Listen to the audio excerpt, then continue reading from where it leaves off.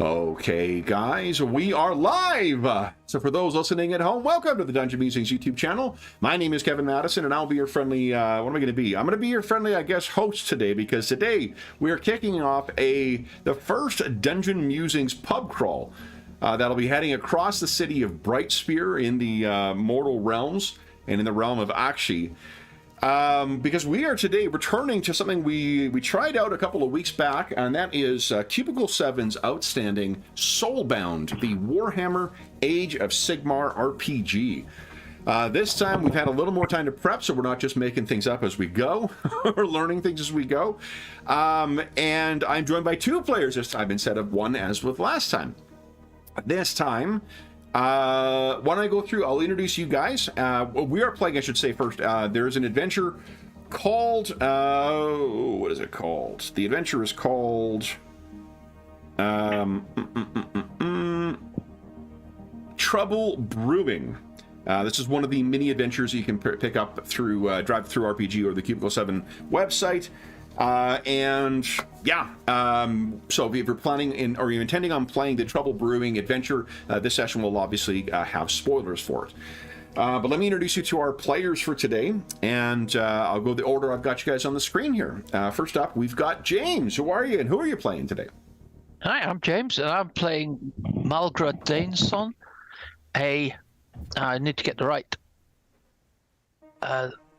description. I'm a sky rigger Duardin, so I'm a flying dwarf. Yes, with a big gun.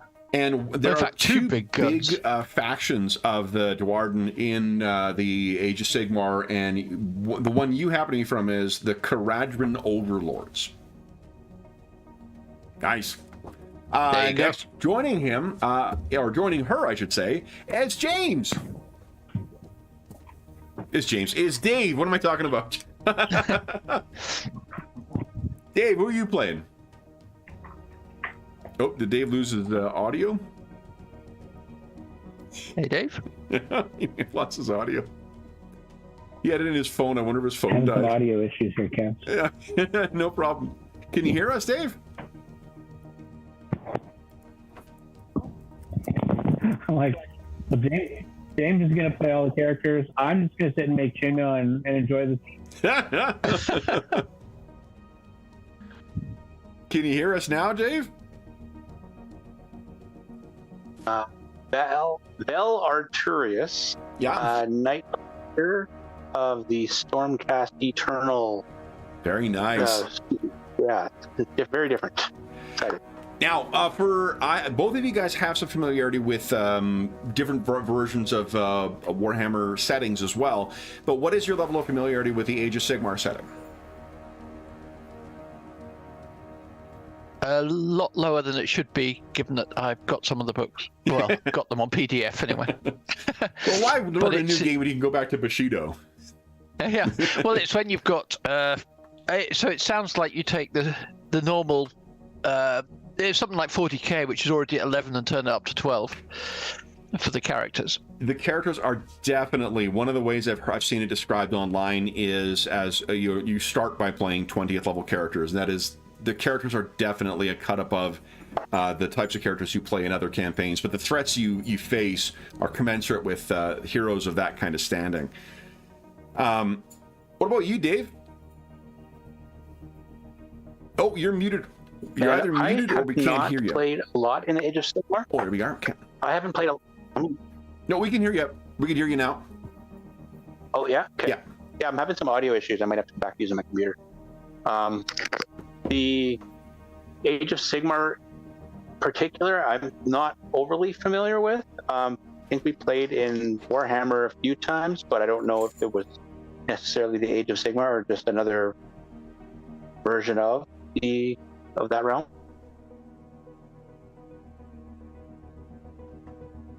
I'm thinking 3rd edition and 4th edition games with like Carl and those guys. Yeah, so you're definitely having some audio issues, Dave, because we were seeing your cutting out altogether for, or at least we can see your lips moving and no sounds coming.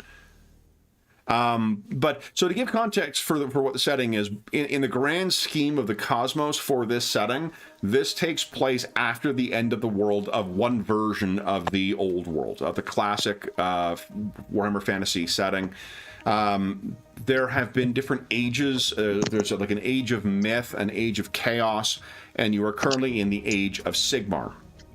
The age of Sigmar is so called because there are, I believe it's 10 different realms in what is kind of like a post-apocalypse. Each of the realms has a connection to one of the classic kind of Warhammer Fantasy kinds of magic. So there were the 10 winds of magic before with... Dave, can you hear us now?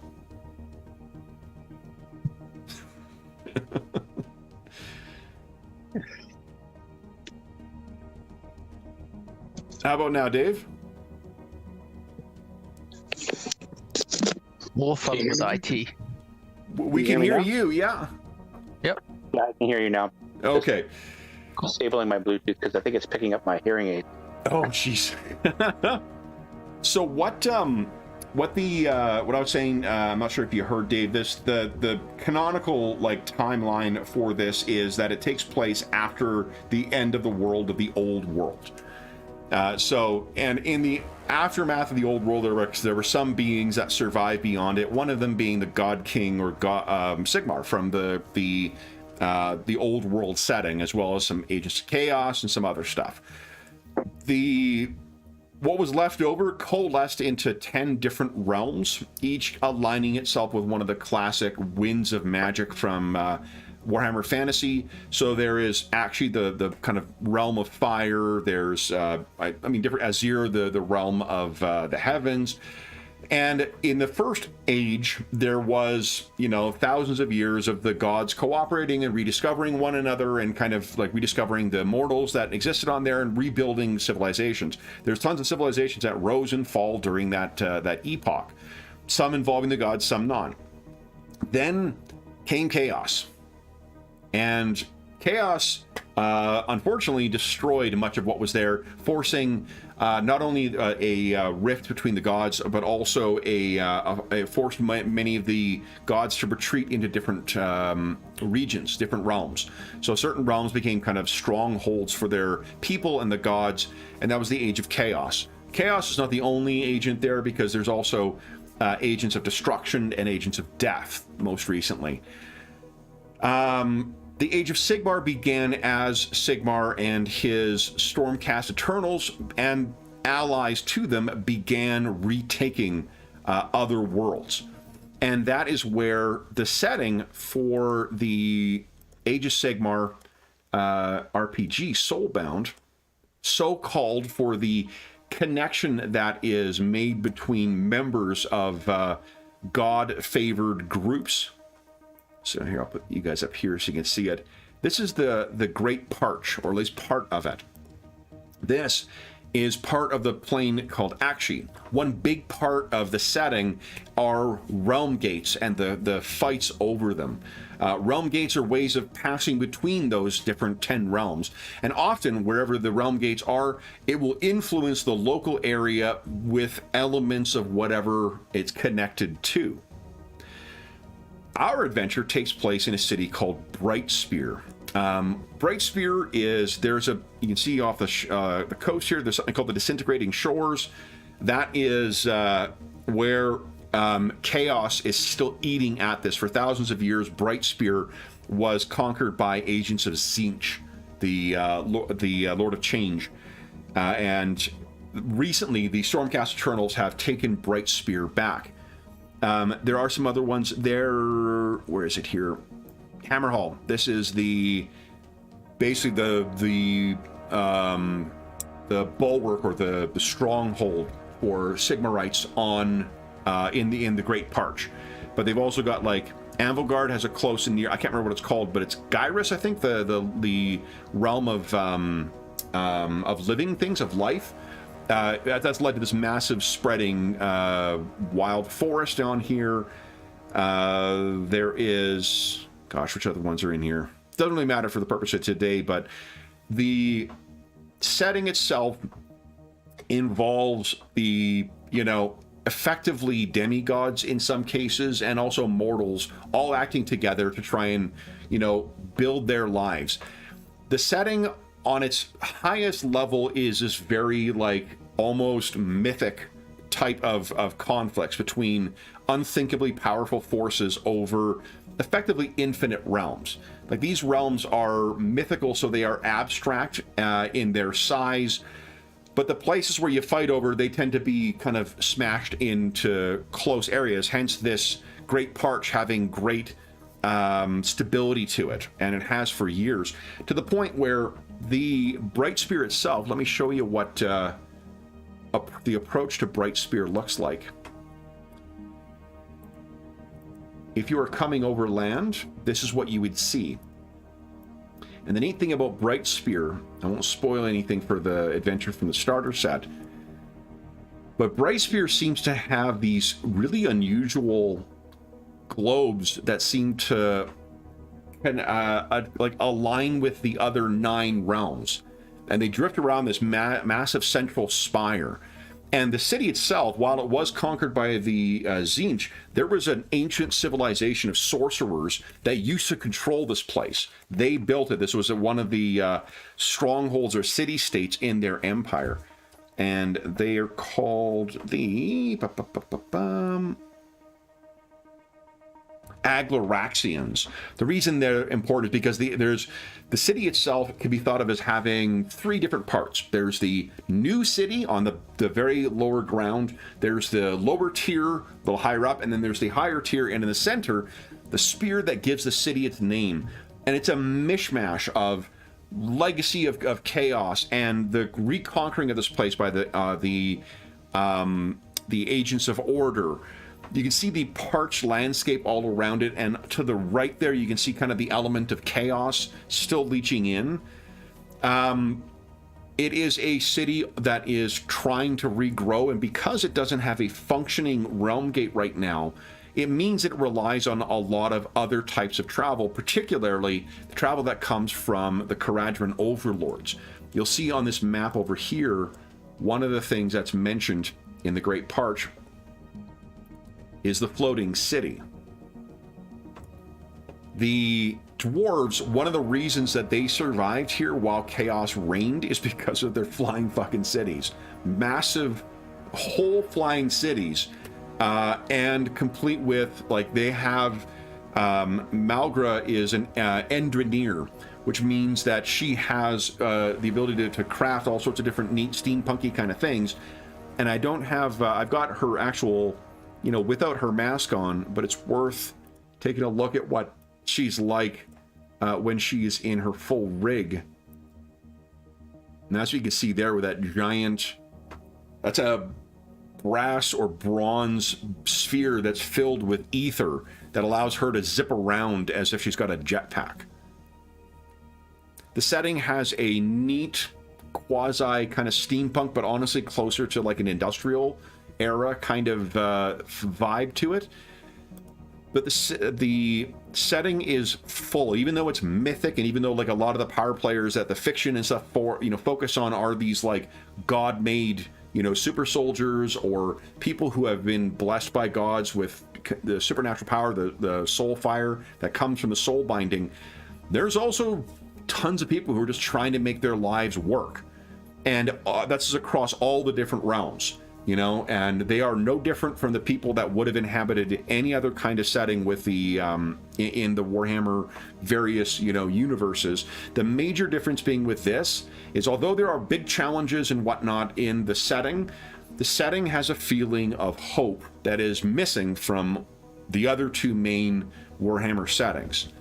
There isn't a feeling that heroes always win, certainly, and a recent development, only because of betrayal by one other, evil faction, it prevented the triumph of this god of death, another legacy from the old world. Necros, what his name is. Anyway, some big, it's the big bad dude on the cover here. he nearly managed to seize control effectively of all death. And it was only thwarted, and it led to this thing called a necro quake, which caused all sorts of undead and spirits and shit to come pouring out of all the different cities. And that's the triumphant sort of entrance of the third kind of rival faction to Order, and that is death. The other rival factions are destruction, as often personified by the legacy of the orcs, the legacy of the ogres, the legacy of the goblins, and stuff like that, all of which have a different names now. And the Agents of Chaos, which is the 5 Chaos gods now. The Horned Rat, the god of the Skaven, has finally got his promotion. That check finally came through. All it took was the end of the world. So the Horned Rat is the 5th major Chaos power right now. But death has taken its place now. But this is where we're picking up, is in the city of Brightspear. And one of the reasons why, not only because it's a fun adventure for a one-shot, but one of the reasons that I wanted to run this adventure for you guys was there's some great, epic hero shit in it, but it really does help emphasize the optimistic kind of feel for this, and also the kind of the more grounded feel for the setting, which is maybe a little bit, some of the grounded elements, I should say, because there's still political, disagreements, there's still cults, there's still all the things you would expect to find in any other sophisticated setting. It's just that your characters are hyper competent heroes.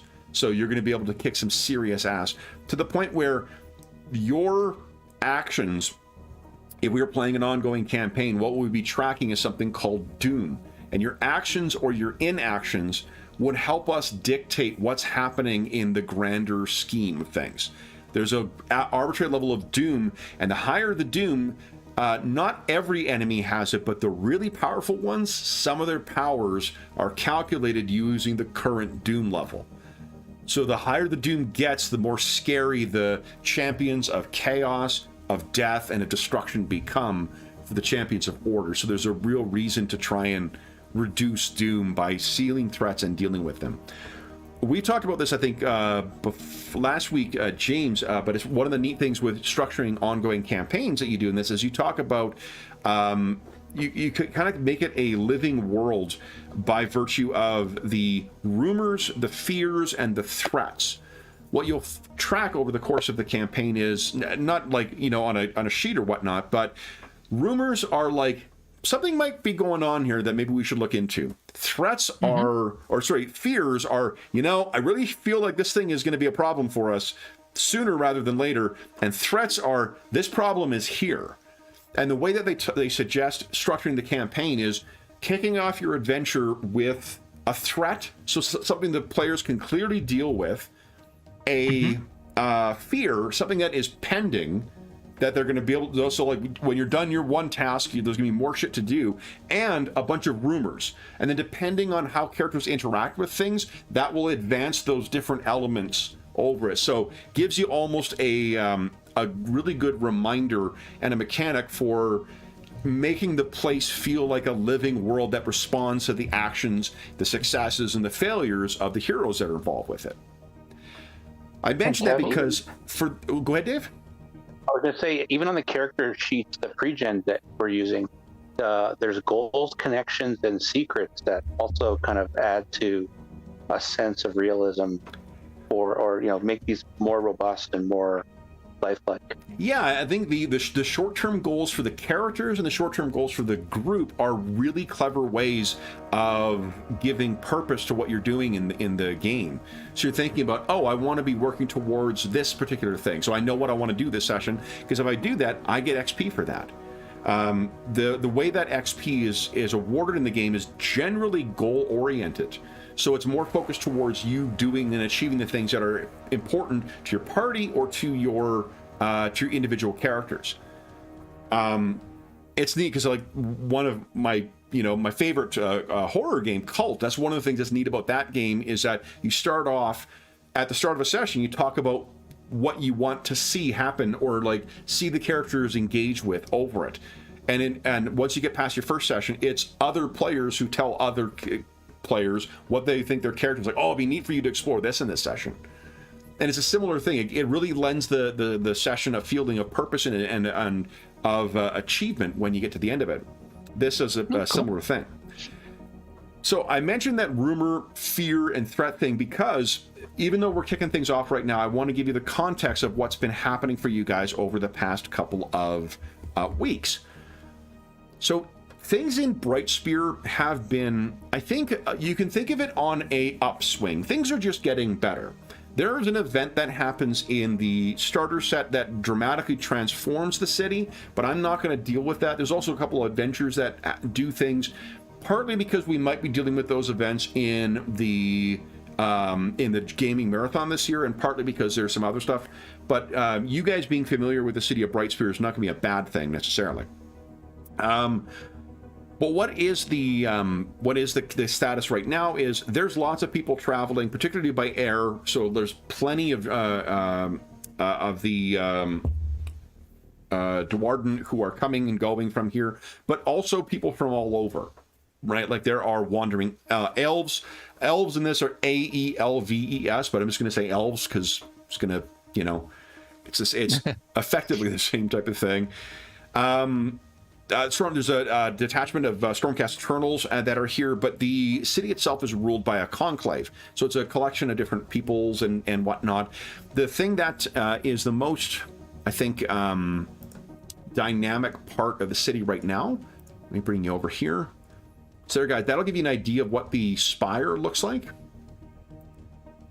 Or at least the platform where the Caradron overlords, sky riggers and sky ships arrive.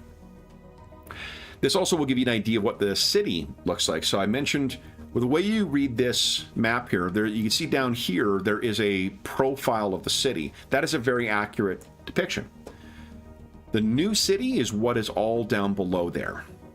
Much of this is built on ruins from the conflict with the agents of Tzeentch, and also is building on the Agloraxian ruins.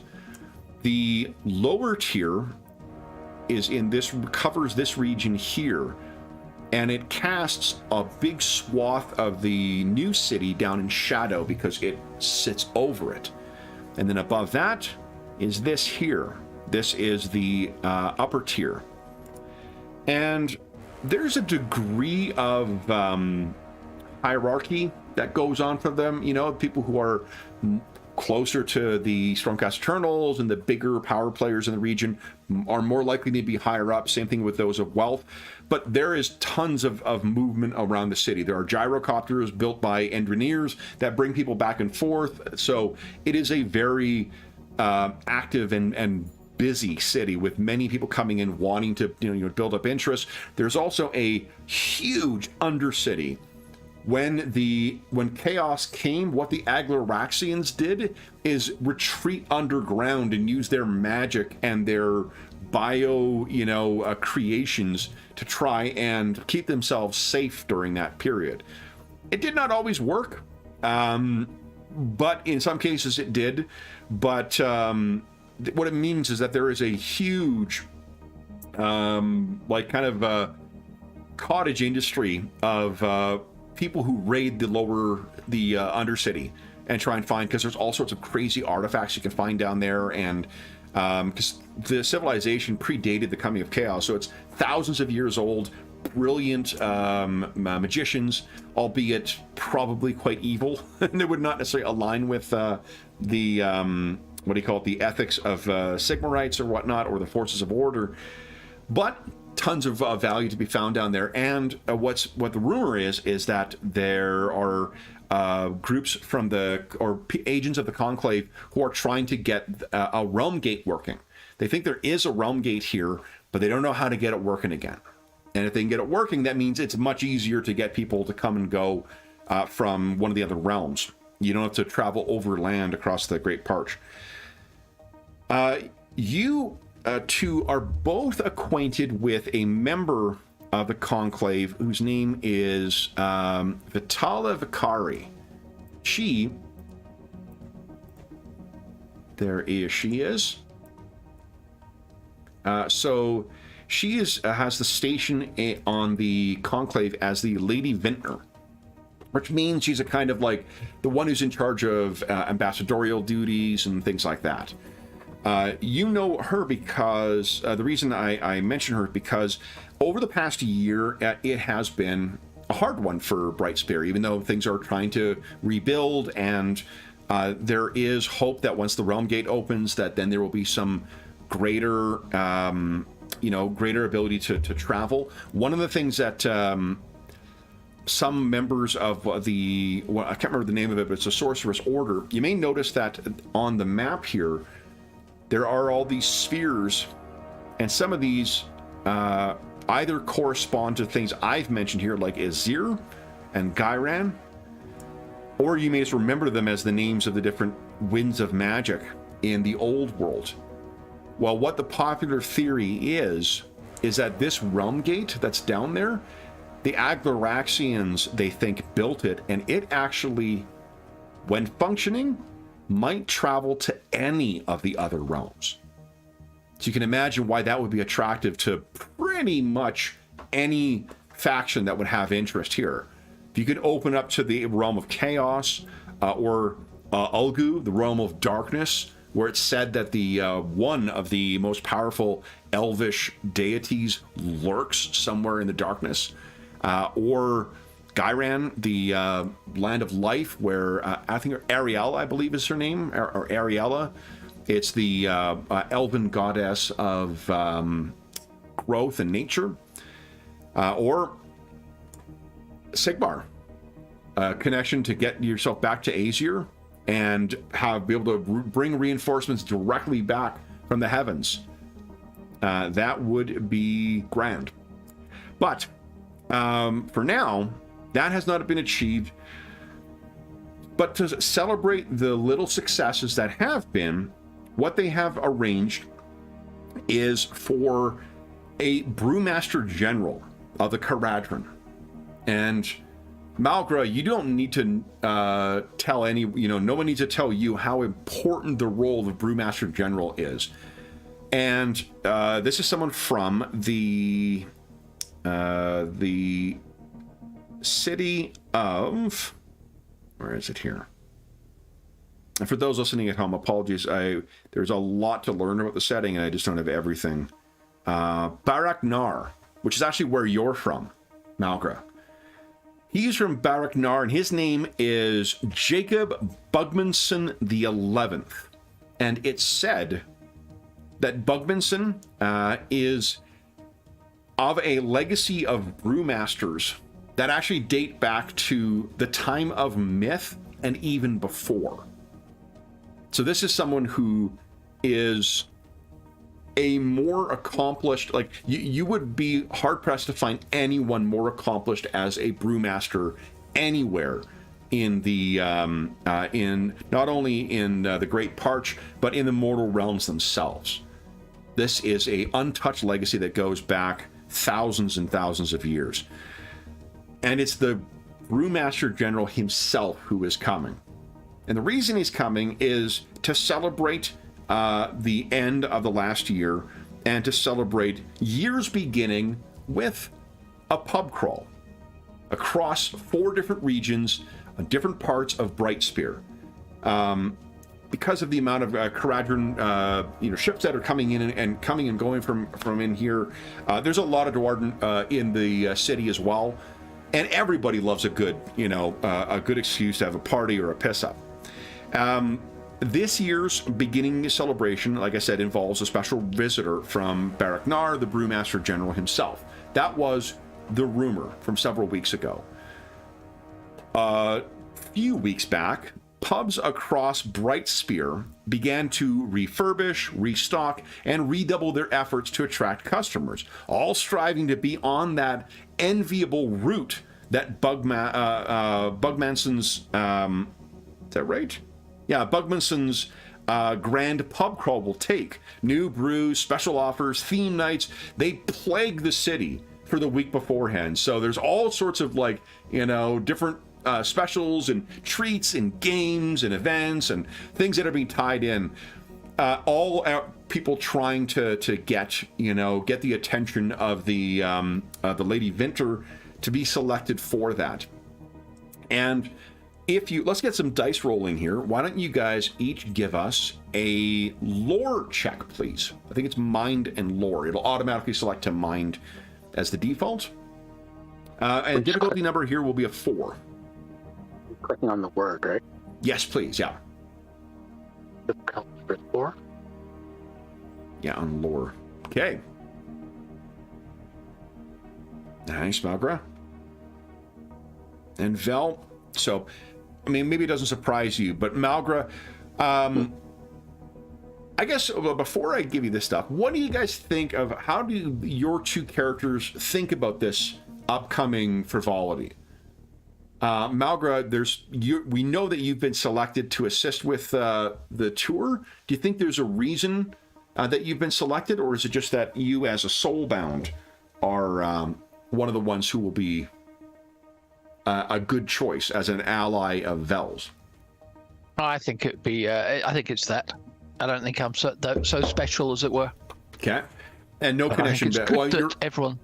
you're also from his from Barak Nar as well. Originally. What about you, Val? Oh, go ahead, James. Something else you want to? No, because I think that's one of my things, is to feel that I'm not so deserving. But also, I think it's good for the people to live it up a little, what with chaos on the doorstep. Yeah. And Val? Yeah, that's actually kind of what I was just going to say. It's Vel doesn't partake, but she understands the necessity, and that it's good for morale. Even, soldiers drinking the night for a battle might not be the best for their performance, but take a little edge off is good, and it's good for people who been stressed. And so yeah, it's nice to see also cleaner countertops and better food. When you're brought before Lady Vintner, when you find that you have been requested to accompany the Brewmaster General on his pub crawl, there's 2 reasons she gives for having the 2 of you along. One of them is something that she hopes does not happen. The other thing is something that she hopes does happen.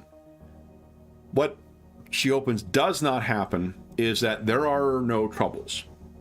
Brightspear has made, obviously, progress since the time of driving the corrupt followers of Tzeentch out from its walls. But it's built. Like, this city has been built. From over the past decade, it has become a much more... become a more built-up city. It is not the... even though the armies of Sigmar are tireless in their fight against evil, you can't clear out every single alleyway and every single thing and everything that's lurking in the Undercity all in one go.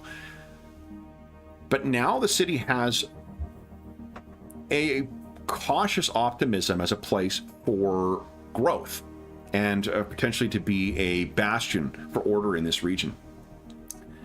So the one thing she hopes does not happen is that there's any trouble. And if there is any trouble, the 2 of you will take care of it. The other thing that she hopes does happen that you will be able to help with is that the Brewmaster General will come away from this with nothing but pleasant things to say about Brightspear. Because the more that good word goes back to Barak Nar, the more of the Caradhran overlords hear about how stable and how prosperous and how enjoyable things are in Brightspear, the more they're going to want to come and do business here, which means the more benefit for the people in Brightspear. So you're not only serving as bodyguards, you're also kind of, want to make sure he has a good time. Now, what your lore roll tells us, Malgra, is the 4 pubs that have been selected for this, that have ultimately been selected. One of them is a bit of a surprise for you. One is the 12 Taps, which is located near the, I believe the 12 Taps is in the upper tier. So they're starting high and then going down. Yeah, 12 Taps is located right about... She's on top of it right now. Get out of the way, lady. There we go. Tall Taps is located right around here near the heart of the spire. Very fancy kind of place. The second place is the Pickle de Friet, which is down in the New City. And that place is pretty rough. A little surprising that it won out on it. It's got a pedigree to it, and it's got definitely a reputation to it. So you can see why, if someone's a hard drinker and wants to hit the, Bright Spirit equivalent of a dive bar, that's why they'd want to go there. That might be a place you need to be watching. The third is a place called Great Parch Brewery. That is a local brewer. So maybe an effort to try and shed some light on the locals, although it's not a great brewery. The Great Parch Brewery is likewise in the New City. And then you guys will be ending up at a place called Low Stones. And Low Stones is, let's see here. Low Stones, I thought it's in the lower tier. Let's see.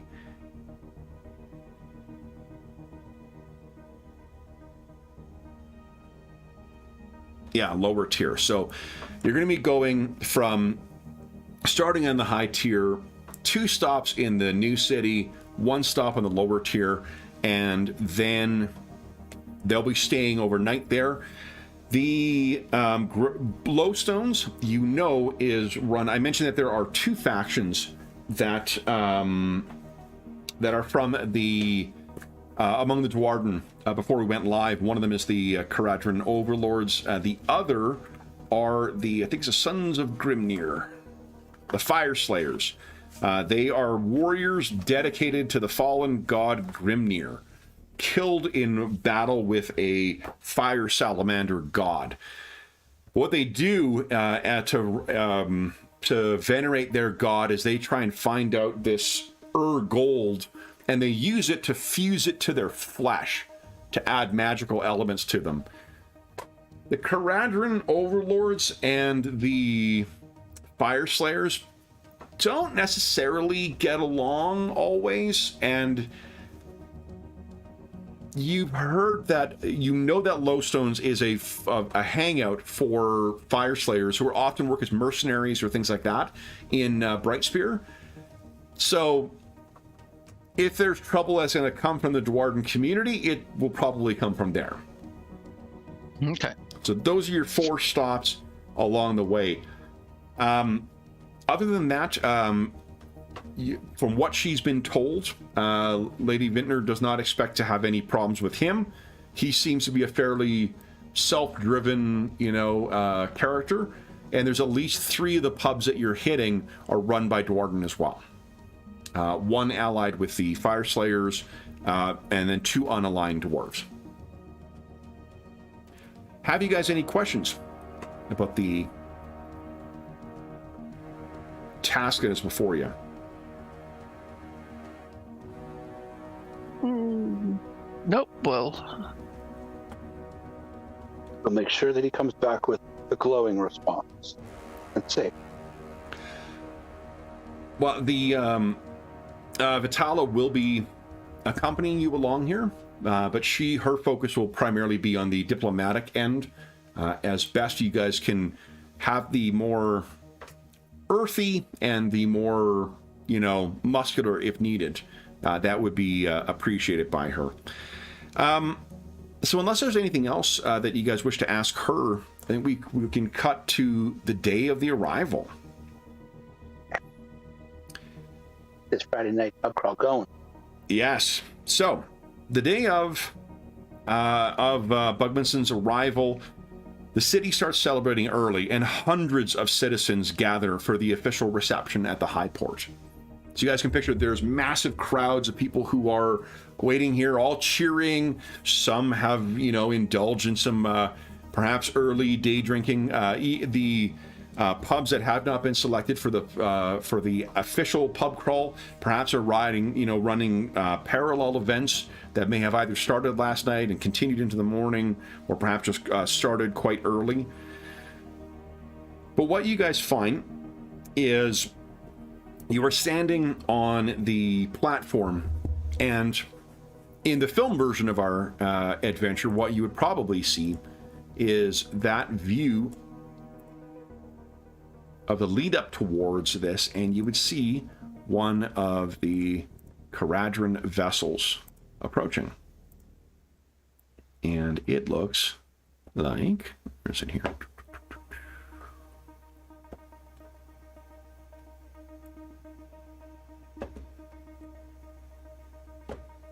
Did I remember to load it? Let's see.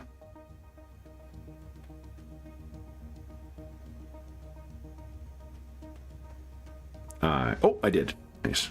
Good job, Kev, from before.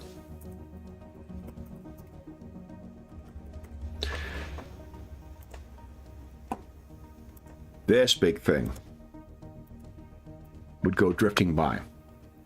And then kind of floating alongside it as well, as it gets closer to the city, would likely be people wearing the full engineer's kind of get-up and floating along, like similar to the Dwarden jetpacks that Malgra uses. As they're approaching, Vel, you're on the ground and towering over everyone else with your 7.5-foot height. And I'm assuming you're in your full Sigmarite plate armor. You have your Sigmarite shield, Sigmarite sword with you, and you await the arrival. Malgra, where do you think you are? Are you floating up? Are you keeping an eye? I guess why not? I'll be floating up there to get a good view. Okay. Check everything out. All right. Make sure all's in order.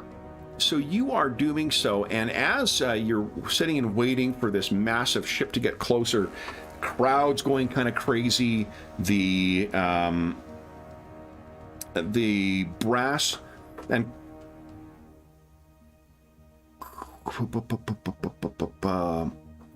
as you're above, why don't you each give us a let's see.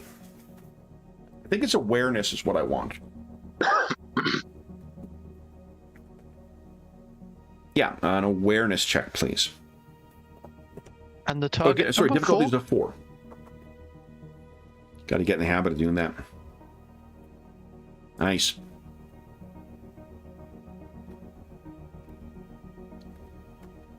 Is there a way on the sheet to set the default to 4? Because it seems to default to 2. It will change quite often once we get through. Like when you're doing a contested roll, it'll change. So it does change. As right now, I'm only using the default to 4. So what you find, Vel, you got the advantage. So you are, you're able to see over everyone. You can see this ship slowly coming in, and for whatever reason, you're looking over, and there's a couple of almost like grandstands that have been set up so people can kind of sit and watch the arrival of this massive ship. The Brewmaster General is arriving on a vessel that is commensurate with his station within the Society of the Caradron Overlords. So this may be one of the more impressive warships, Malgra, that you've seen before. What you notice, though, is there's a strange bit of a charge in the air. One of the troubles with that is a legacy of the touch of Tzeentch and the other ruinous powers here, is that the weather in this area can be incredibly unstable and unpredictable. And building on your lore roll from before and your awareness roll right now, like, it seems, whether coincidental or not, that it's working itself up to a pretty nasty storm that is likely to manifest very soon. The thing you notice, though, Vel, is something that probably you wish you had not. Because underneath the grandstands, and cleverly concealed, or at least from the view of most people, give you the... Yeah, we'll use that one.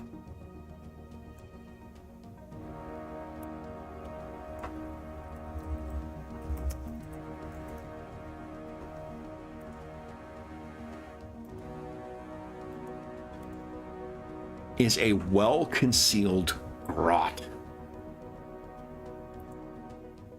This is, for out of character, this is sort of the Age of Sigmar equivalent of goblins.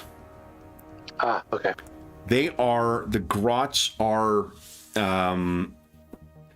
like, they're not necessarily, there's a lot more autonomy and individuality among all the different things, but broadly speaking, the grots are agents of destruction, or creatures of destruction. They're not allied with chaos necessarily, not allied with death necessarily, but they certainly don't ally with this. And one of the persisting threats out here, while the city are places of order, there are hordes, wargs of grots and aurochs and gargants, giants, like giant massive creatures out there. Brightspear should not have any grots in it. And this thing is kind of trying to hide itself as best it can. One of it's a nasty hooked weapon in its hand, almost as nastily hooked as its nose. As it's kind of looking out, there's one breed of them in Age of Sigmar. It's kind of a nod back to the art in the original version. In the original Warhammer Fantasy, there's like a curved kind of like almost crescent moon goblin head thing.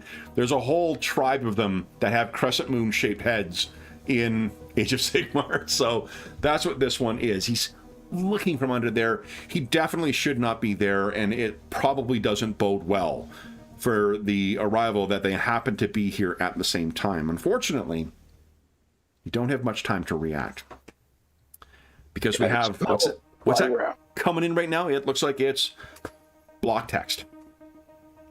The brass and copper surfaces of the high port are cast in rose pink and electric blue from the lightning storm that suddenly rips across the sky without a drop of rain. So you're right underneath this Malgro, and was lightning, and clearly unnatural lightning begins tearing across the sky.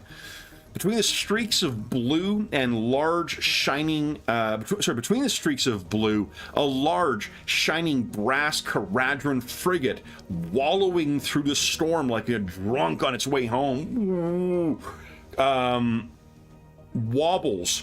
The piloting is top-notch, with the craft chugging stubbornly through the skies, but they're using up their luck fast. The airship ducks beneath a crackling blast of blue, and then overcorrects, flying straight into another bolt of lightning. Gasps and cries come up from the collected crowd, and then it begins to spin and drift.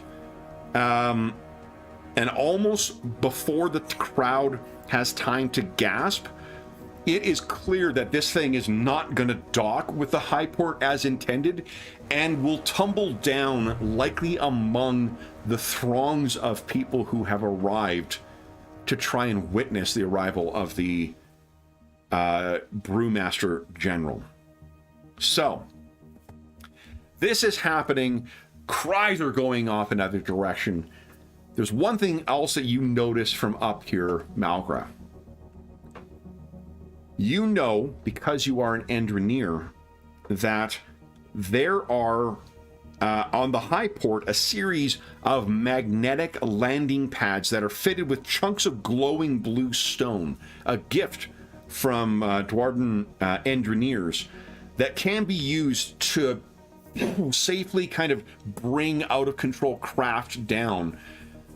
They have not been activated, which means you will need to spring into action to get them going. This crowd, you might know, they are going to, if not tear each other apart, they're going to do nothing to get themselves out of the way of this careening craft, unless someone brings some sense of order to the crowd. Those are two suggestions from the adventure of what to do next, but what would you guys like to do? You picture this, and this thing is about the size of like a modern day frigate. You can picture like effectively a smaller or a pocket battleship is about to crash onto a crowd of onlookers. Well, it's a good thing that I have this diplomat thing. I can help use my soothing words and natural empathy to calm others when things grow tense. This is certainly tense, Captain. So. So what does Vel do then? I think Vel takes a deep breath and in a booming voice says, "Everyone, listen to me.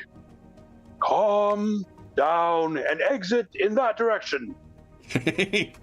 All right. So then what I'll do is I'll reduce. I was double checking. They've to make sure they've suggested 2 skills. This doesn't sound like intimidation, but like a diplomacy or persuasion type thing. Guile is the ability to act charming in order to see things from your viewpoint, or failing that, to lie convincingly to get your way. Do you see another skill in mind that? No. Like, I think Guile covers like that aspect of when you're not just trying to forcefully impose your will on someone. No, it's a big crowd. You could try beast handling. So why don't you? Yes, that's great. So I'll give you an advantage. So what I'll do is I'll just reduce the difficulty by 1. So this will be a difficulty it's a difficulty 4, but it's a complexity 2. Which means you need to get 2 successes in order to succeed on this. Okay. Okay. And so with diplomat soothing words, what is the advantage on a post test? What does that do? That means that I've reduced it. Would normally be a difficulty 5, but now it's a difficulty 4 because of your diplomat. DN4. Yeah. Here we go. Boy, oh boy, oh boy. Okay. Now, but I need 2 successes. You need 2 successes. So right now, currency that I can call on to help me with this task. There is. I don't think that so you don't gain access to the to Soulfire, unfortunately. No. But let's see if maybe Malgrick can buy us some time. You got 1 success towards us. We can just treat this as an extended test. You're starting to get everyone, under control. Let's take a look at what metal can be used for. Oh, so that's what you could have done beforehand. Is because I think this is a dangerous encounter. We would treat this as combat. You could spend metal to double your training, because you've got do you have any training? Not trained in Guile, oh, which is kind of weird for somebody who's supposed to be a diplomat. Yeah, but your mind is is a pretty good score. So I think you're beginning to get them under control, but there's not, unfortunately, you're not quite there yet. Malgrick, you can see that Vel is definitely beginning to have, getting some order to this, but there's just too many stragglers. What are you intending on doing?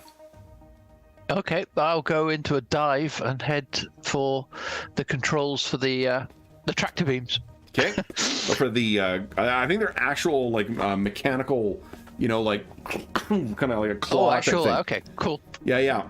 Okay, so, those sort of landing clamps or something. Yeah. So what are you thinking of using?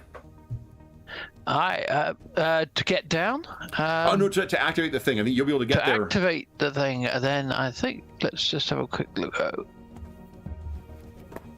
crafting. Then I guess it's. I'd buy that because you're trying to basically skip the the booting up kind of stuff and get it right to operating. And do you have anything that is? And I'll use some metal. Why not? Nice. Let's go do that. So metal be your blue token, your blue bar on your token. It'll track to your character sheet. Your red is your toughness. I can move these down a scooch so you guys can actually see the.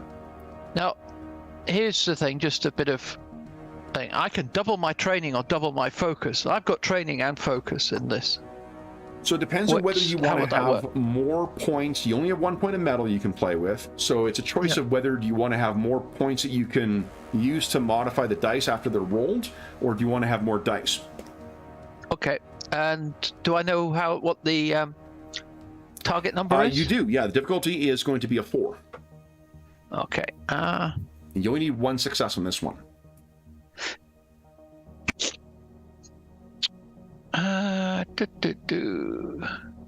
In fact, yeah, I'll double my focus. Let's see what that does. Okay. Okay, target number 4.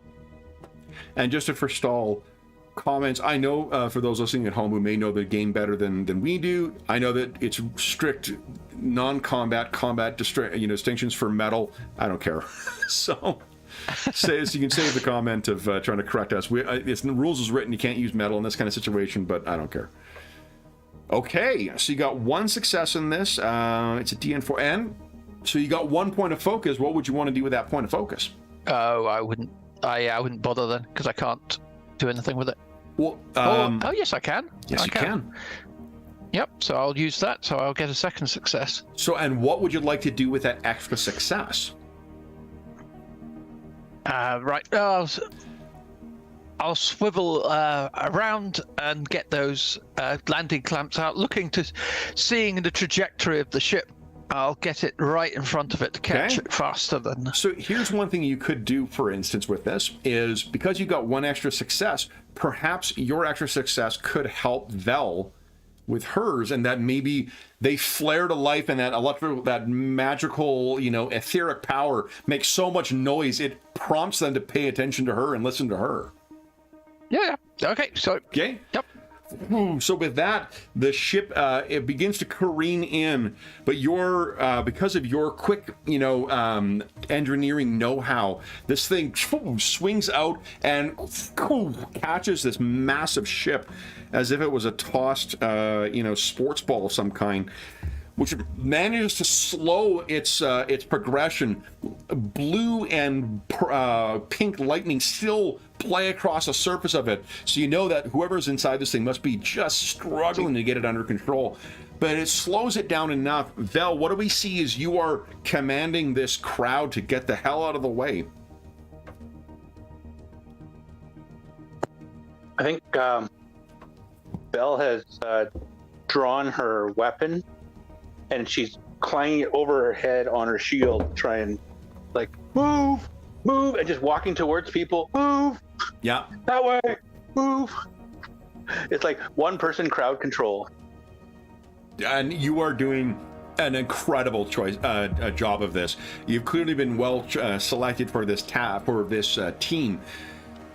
Between your collective efforts, guys, you managed to slow it enough, but it still crashes to the ground, hitting the metal grills and platforms of the high port with a slew of sparks and screeching metal. Lightning coruscates on the outside of the vessel for seconds afterwards as the crowd falls into shocked silence. And then grunting and hammering fills the vacuum of quiet as someone inside the downed ship is battering at a side panel.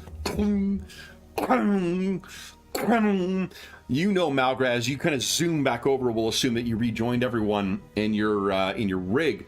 There must be someone who uses an engineer's hammer, an aether-powered, kind of like a jackhammer, not a jackhammer, imagine a ether-enhanced giant hammer. That's what's hitting the inside of that hull, and then it finally gives way and slams down, and once the dust settles, from within a cloud of foul black smoke billows out, and then a burly dwarden in dented armor comes staggering out, bleeding from a couple of minor wounds, with a beer keg under one arm. And gesticulating back at the downed vessel, he yells, "The ale! Save the ale! Save the rest of the bloody ale, or why are we here?" What do you guys do? I walk over to the sneaky grot without trying to let it know that I know it's there. What sneaky grot? Ooh, it's no longer hidden. It's no gone. longer there. If you spare a look over, now that you got the crowd under control, all you hear is this very angry Dwarden screaming for someone to go back inside and grab this stuff. Can I dash past everybody into the to try and rescue some ale? You absolutely can. So this will be a body might test. So I'll give us a might test. Difficulty 4. All you need is 1 success to grab a single cask. There are 4 casks left to come. Can I get more than one? You absolutely can. You can try get extra successes and spend it on it. Malgra, do you want to help your... I'll do the same. Okay. So both of it, guys, give us a... look at that. Target number 4. Okay. I think Bell stacks a bunch of kegs on top of each other and walks out. Like, is this what you wanted? Ooh. Now, Malgra, you have access to Soulfire. So Soulfire could be used to re-roll that if you like. Now, Soulfire is a once a session thing, right? Soulfire, once you reach a short-term goal, you'll get Soulfire back. So let's see here. Here's your Soulfire cheat sheet. If the party achieves a short-term goal, it recovers 1 Soulfire. Can you use metal to take another action and try again? Maybe the one you went after. Yeah, I could spend metal, take a second action. Yeah, if you want to do that. Yep. I'll do metal to try again. Okay. Now you can't use metal alongside the Soulfire, can you? No, you cannot. Right. Okay, so let's... Well, actually, hold on. The only restriction is you can't use it to double your focus or double your training. You can otherwise use it for extra actions and stuff like that. So if I use my metal to get another go, and then I use achieve maximum success. Yeah. So then calling that on should get me. this connection with Sigmar himself, what is it that you're doing to... Yeah, I guess, like, first off, Vel, what do we see with you with those incredible successes? And then, Malgra, what do we see as you initially don't have success with this, but then draw on your soul-bound connection? So I yell,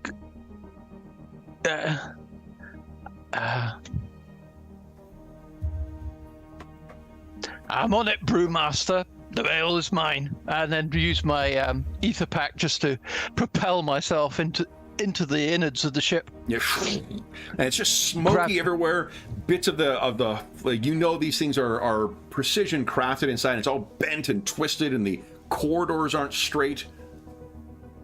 I've got a good idea where the ale will be stored from my experience on such ships. So Absolutely. I will just sprint through the corridors, grab a barrel under each arm. Well, toss one to Vel as well to give her an extra, since I've got 3, I think. So Yes. grab 2 under you my can arm. get 3. Excellent with your Soulfire. So toss one to Vel as she comes in, and then 2 under my arm, and jetpack my way out. And Vel, what about you? I think, so what did I got 3 successes as well? You got What 3 does that mean? successes as well, yeah. So multiple kegs? Between the two of you, you guys could, in theory, have covered 6 of them. Oh, if there were 6? No, some of them were damaged still, unfortunately. Yeah. So yeah, I think maybe Vel's got two kegs. She's got them in one arm. She's got like a busted keg in her other arm. Yeah. And she like, samples it a little bit as she's dropping out. This is pretty good. Well, actually, you can't open them. No, these things are sealed, they are pressure sealed, and you can see there is 6 X's along here. I think what you could do, Val, is if you're trying to access it, you realize that they must require some kind of like tapping device in order to access them. Okay. Well, I think she'll just grab the 2 that are available, and you guys stomp out. All right, and then coughing on deck. And grateful to see the kegs returned. Let me show you who awaits you outside.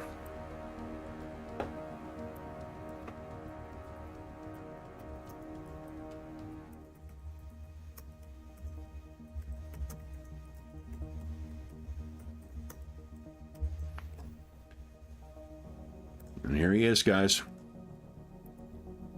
The man himself, the Brewmaster, Jacob Bugmanson the Ninth. And as you guys are bringing them out, he cries out, "You got it!" We got it.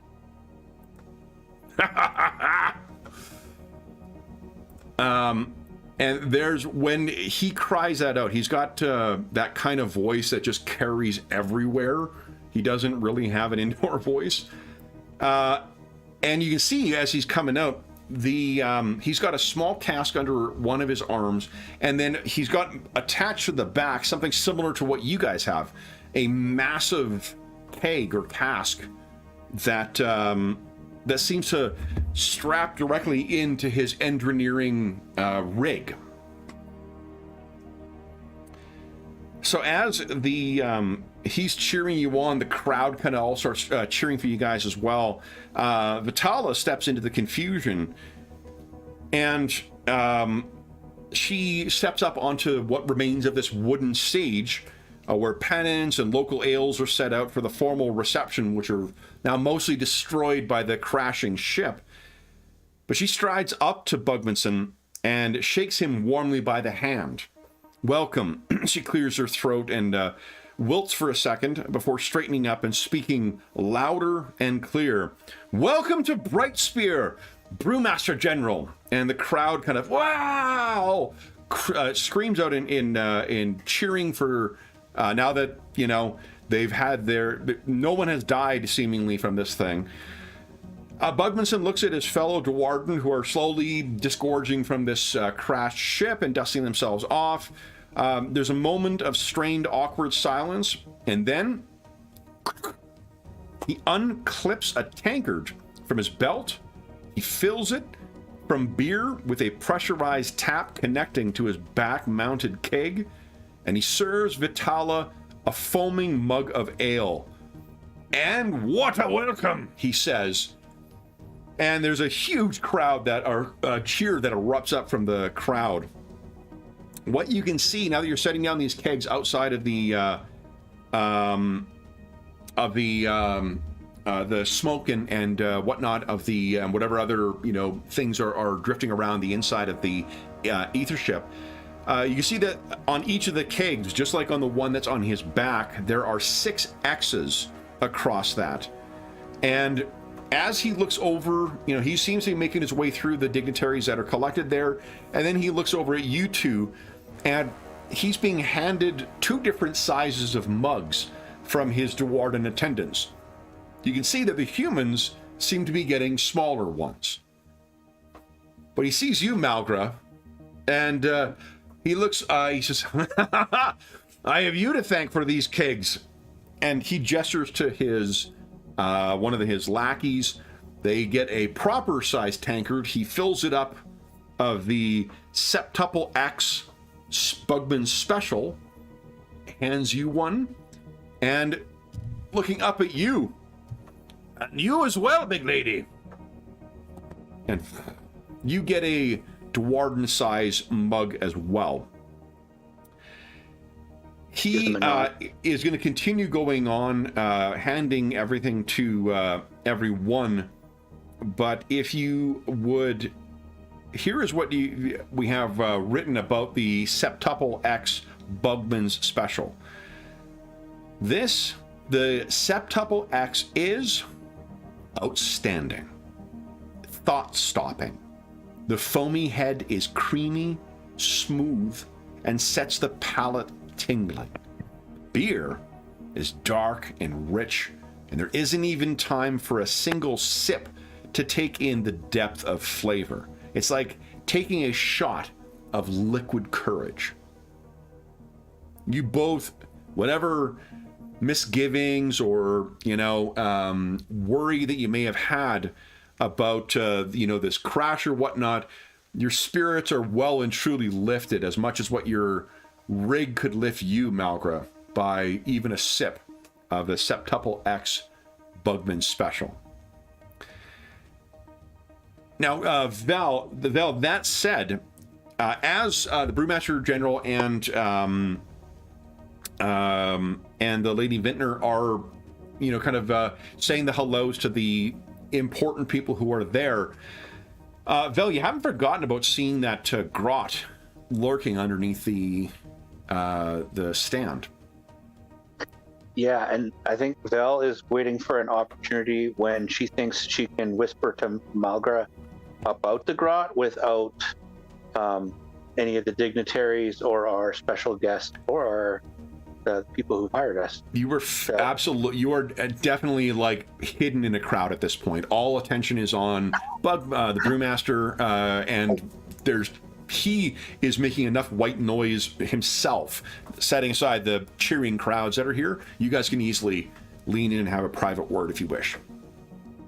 Only question I have is Malgra floating beside me when I lean in, or do I have to crouch down? That's a good point. She may, what do you think, Mal? I think Malgra's only like 4 foot, 4.5 feet. 4'8". 4'8", yeah. So you got nearly 3 feet on her, Val. That's no worries. I just hover 3 feet up. Yeah. That's what I'm thinking. As we travel together, maybe Malgra like always kind of hovers like head height with me so that we're all both together. Yeah. I don't know. So I think Belle is like, Malgra, I saw something. And then they get in close and she whispers, there was a grot hiding under the bleachers right before the lightning struck. Very conspicuous timing. Clearly no accident. No. We're going to have to hunt that thing down. The grot might not have been the one responsible, but perhaps... I don't know. Perhaps somehow involved.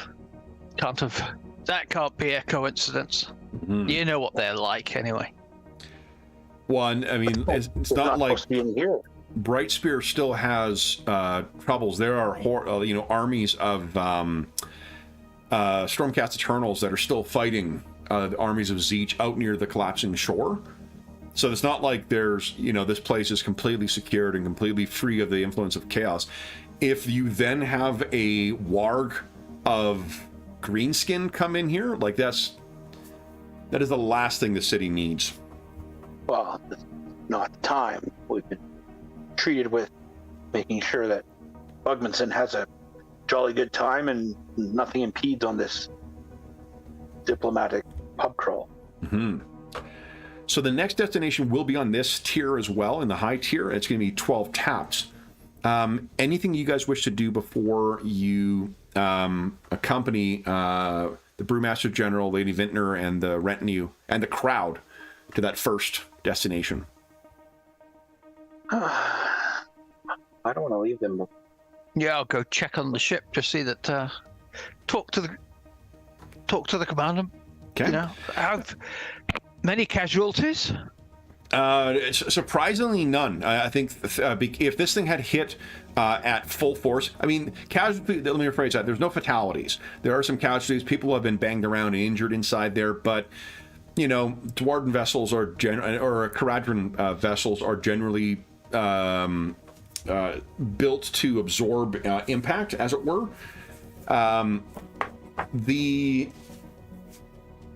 If all you're doing is just trying to ascertain to see if everyone is okay, the captain of the vessel tells you that whoever, I guess, do you let them know that you activated the landing clamps? No, I'll just say, fine flying there, flying. Yeah, they were nearly free. That storm, they feel was something aiming for them. And they don't know what happened at the last minute, but by all rights, we should have broken apart on this thing. What they know is that, whatever the Aglaraxians were humans, that probably would have broken more. But I mean, any part of the high port being destroyed would cascade down into the high tier and perhaps below that as well. So imagine the damage that could have happened and the fatalities that could have come from the impact of these two things. Nearly a disaster, but fine flying and all's well that ends well. No. Time for an ale, right? Most assuredly. Speaking of which... Does Vel hear that conversation? Unless you accompanied her, Malgra's got a way of getting on top there faster. No, probably not. Yeah. What was Vel doing while Malgra's checking on the crew? What's Vel doing? I think Vel is scanning the crowd a little more vigorously than previous, and just making sure there's no more seedy, unsavory characters. And also, I don't think Vel has a way of determining things like magical sources and stuff. No, she can't detect magic or something like that. You would need a wizard or perhaps a priest. So then, I think she's just resorting to examining the crowd. Mm-hmm.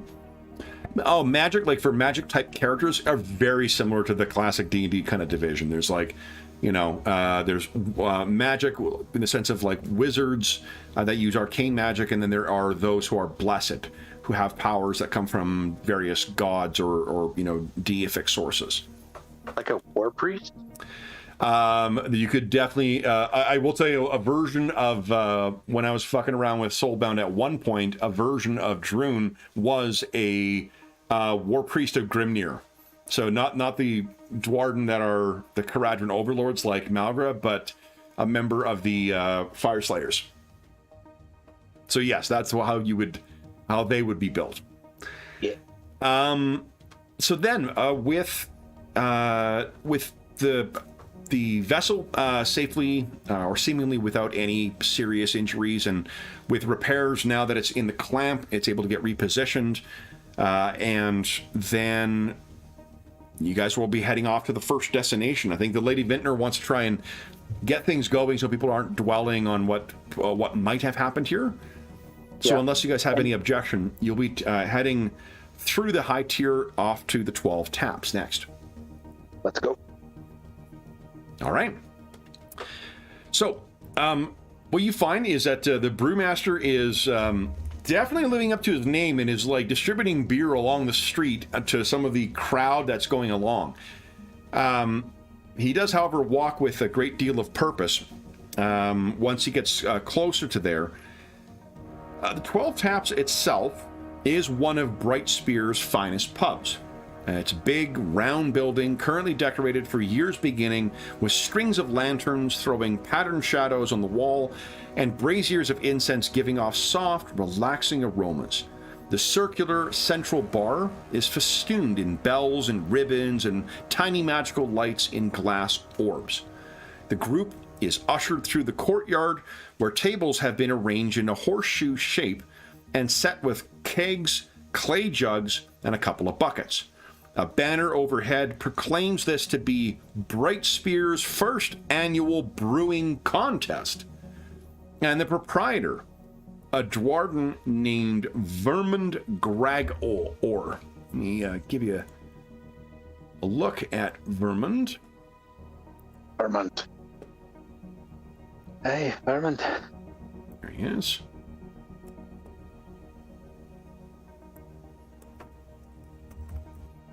And Greg Orr.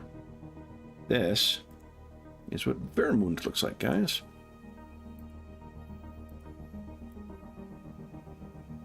And you know from his tattoos and the lack of the gold runes that Vermund is a unaligned Dwarden. He is not to either the Caradhran overlords or to the Fire Slayers. He is standing before there, and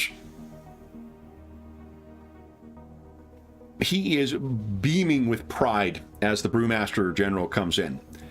The 13 humans, Dwarden, and even a cloaked elven wanderer arranged behind the tables applaud nervously, and a couple cheer for Bugmanson as he walks in. Vermund hops above onto a chair and gives a short and moving speech about how much it means to have a representative of the Caradhran in his pub. But not just any representative, but a legendary brewer nonetheless. This goes on until someone yells, "Less speechifying, more beer tasting." And when everyone turns around and looks, you realize it's Bugmanson who has said this. Everyone kind of breaks out in a chuckle, and then Vermund, turning kind of red, says, of course, Brewmaster General," hops down. Let me describe what we have here for you. So what's before you is a taste test. He has meticulously screened local brewers for a taste test to go through and to check the quality. Bugmanson, he will be looking over, and he finally comes over to you two and says, wait, the Lady Vintner tells me you're the ones who are to be watching me, no? To supplement my Dwarven guard. Indeed, that is us. And to partake of the ale, I hope. No, that's not part of the job. You could learn a lot from your friend here, Stormcast. If you're to keep me safe, you must go where I go and do what I do, no? No, we can do what we do better if we haven't been partaking upon ale all day. And then at the end, celebrate and catch up. I would have thought the Sigmar not make you from sturdy enough stuff to handle. There's an elven wanderer among them. You really think that your god's not built you strong enough to handle whatever it is that they've put before us? I've been built 5 times already. I'm not worried about it. Well, I'd say you do a drink then, no? Day is done. Come, young lass. She's What's still your name, nursing lassie? the one mug. Oh, you're still nursing that one? She's still got like 3/4 of a mug. She's had like very little of it. Probably spilled most of it. And what's your name, lassie? He's looking at you, Malgra. Malgra Dynson. Dynson? Bro. I had a fine chance to be in the entourage of a brewmaster. That's a fine point you gave me there. Oh, see, now this, you see... Worthy of your title. Stormcast, this is one who knows. Are you descended from the Barak Nor Dainsons? Indeed I am. A true accomplished family. Please, honorable and storied. Come. Let's see what has been put before us here and what we can inquire.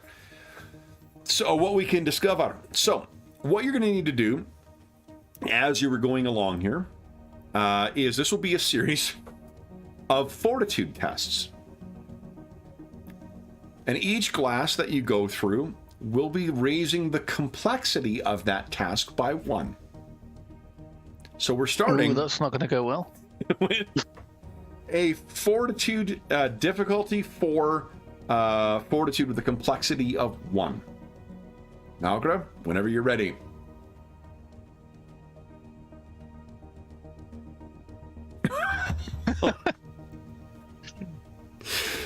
So Malgra walks up and says, well, let's see what this first one has on offer. You take a swig of it. Your head swims and you fall face first onto the tasting table. Whang! And pass out. Vel, you see this happen. And the crowd, like, those who are not Dwarden react a little kind of like, oh, like, are shocked. The Dwarden all cheer. You, of course, don't witness this, Malgra. Then, Malgra, the next thing you recall is, you know, you kind of on the ground and blinking and trying to recover your senses. She's been out for a minute straight, Vel. What is it you have done while she has been unconscious? The brewmaster has been making sure she's okay. Yeah, I think Vel is walking through the crowd, smiling, nodding, pretending to sip her brew that she's still been drinking since the crashed ship, and just watching people and checking out what's going on around them.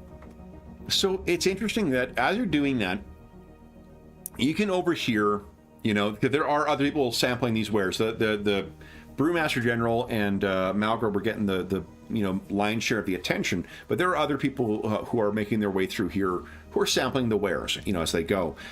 And you overhear, there's one word that that really stands out for you. Someone mentions seeing greenskins in the new city. I might, when I hear that, I'm going to stop walking and I'll look like I'm taking a slow drag of my drink. Maybe let some dribble down my chin, make it look like I'm actually drinking. Okay. Are you making any effort to be inconspicuous here? Yes, I'm going to try. The 7'5". Yeah, give us a stealth check, please. You got no penalty to it. Like, you're not oafish by any means. You're just very big. I'm just stealthy. What's the DN? DN is we'll set here. It'll be you know what? I'm gonna make it a 3 because I think this is opposed with them, but they're gonna be distracted and drinking. They're drinking a little harder than me pretending. Oh yeah, and they're also pretty probably the reason you overheard them with the crowd is that they're talking quite loudly to one another. Yeah, as nice. People who are drinking often do. So what you go over here is the two of them are talking. Apparently that one of them, and again, the new city is the lowest level of Bright Spear. They talk about that they're, oh, and I saw some greenskins in the city, I swear. No, you didn't. I did. I saw them sneaking around. They thought they weren't being seen, but they see them. I found them around back. Saw them around back of Cold Steel Smithy. There's a sinkhole down into the Undercity. I've seen him sneaking out of there. Well, did you look down there? Are you crazy? I'm not going into the Undercity. Though, all things considered, I think I'd rather greenskinned than Skaven. The other one nods his head like, yep. I prefer, given the choice, greenskin over Skaven anytime. And then the conversation seems to go elsewhere. Okay. Well, that's when she maybe stretches a little, keep walking. So as you do so, Malgrass, probably enough time for you to sort of come to, and Vermund is helping you up a bit. I'm so sorry, and Bugwinson is like, no, it's great. And what did you think, Ass? Was it a good one? It's got some kick, I have to say. You hear that? It dropped a Dwarven, a Caradron Overseer, Endrinir in one class. We need not sip any further. We have a winner. And to honor the fallen comrade for it, our dead soldier as it were, we'll call this Malgra's Mead. And everyone kind of calls it like, yes, Malgra's Mead. Look at that. Get a me named after. While it is beyond the scope of this city, of this adventure to tell you what will be happening in the weeks to come, but rest assured, there will be many people talking about and requesting Malgra's Mead in the time, in the weeks and months to come in Brightspear. So your name will definitely be living on in some form of legacy.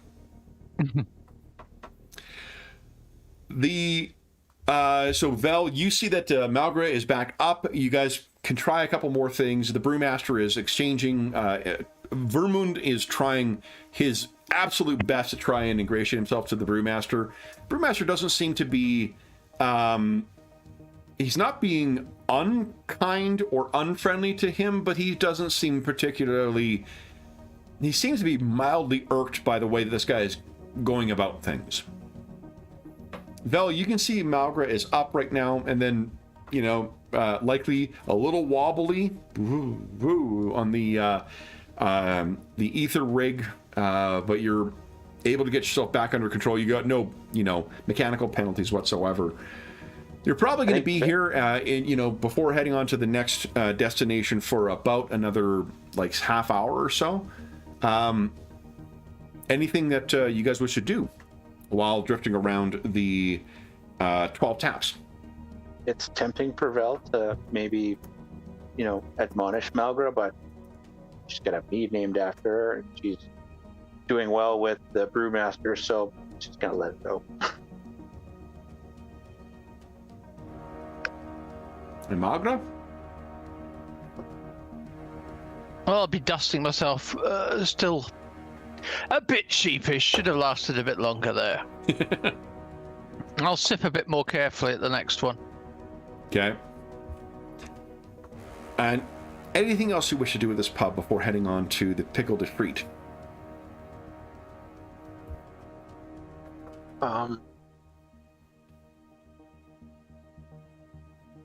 Good, I think. No, I think I was going to try and interact with Behrman, but he'd be busy with the brewmaster, and quicker we can get the brewmaster out onto the next place, quicker Behrman can go back to his hole. Okay. Just keep track of things. So then, Maybe tell Malgra. So this is like an ongoing saga. Every time something happens, Belle's like, "Hey Malgra, I just heard from somebody else. There's greenskins in the new city. They found a sinkhole outside of the cold steel smithy." She's gonna start thinking of making this shit up. yeah. So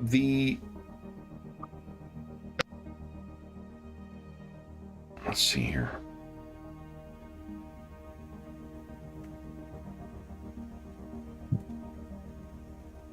So the cold steel smithy would be down near the Iron Roads, which is in the northernmost part of Brightspear, along here. And where you're headed next is the Pickle de Frite.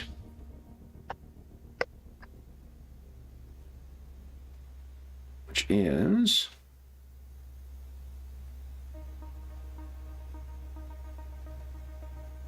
What the heck is it?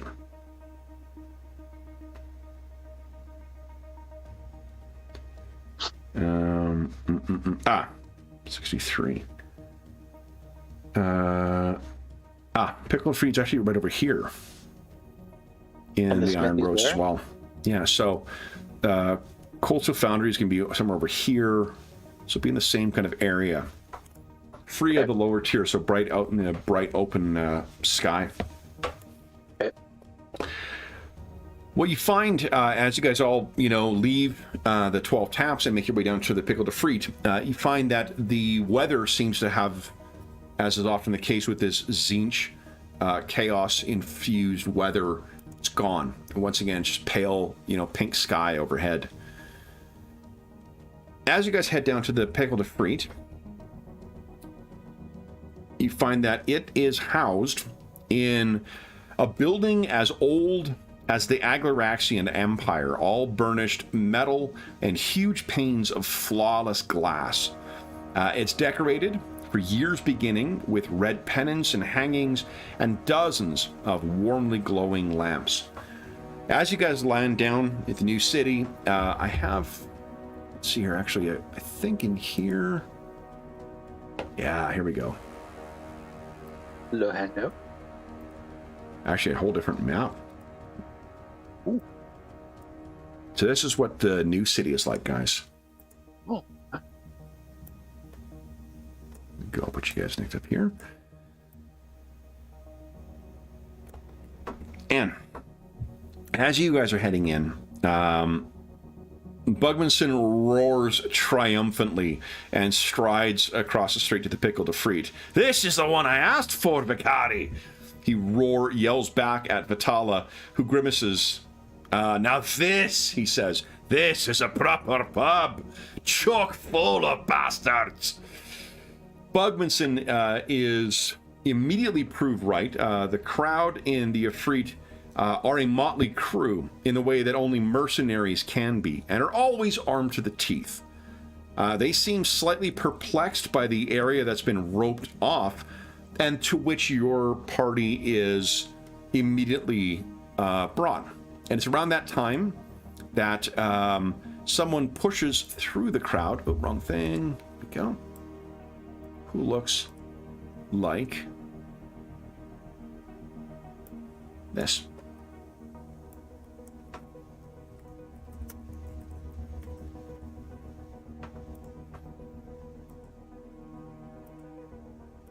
Now, the one thing that the illustration does not show you are the 5 visible knives that are strapped across her chest in interlocking bandoliers. She ducks under the rope as soon as everyone is in and tries to join your party. What do you guys do? Val, you and Malgra are the security here. And in fact, let's make it interesting. Why don't we do a contested check here? Sure. So for her, I'm going to be rolling, or an opposed roll is what it's called. I'm going to be rolling her body and stealth. I'm thinking it's probably awareness for you guys, unless you can think it's something else. Val, like for instance, you got a talent where you are never surprised. So you instead could resist her stealth with like athletics or might and try and grab hold of her. Yeah, I'll do awareness. Awareness? I think I'll do the athletics. It's more of a, can I catch her in time? Yeah. Okay. Interpose. You got it. So here, why don't I roll and I'll tell you what I've got. I've got 2 successes.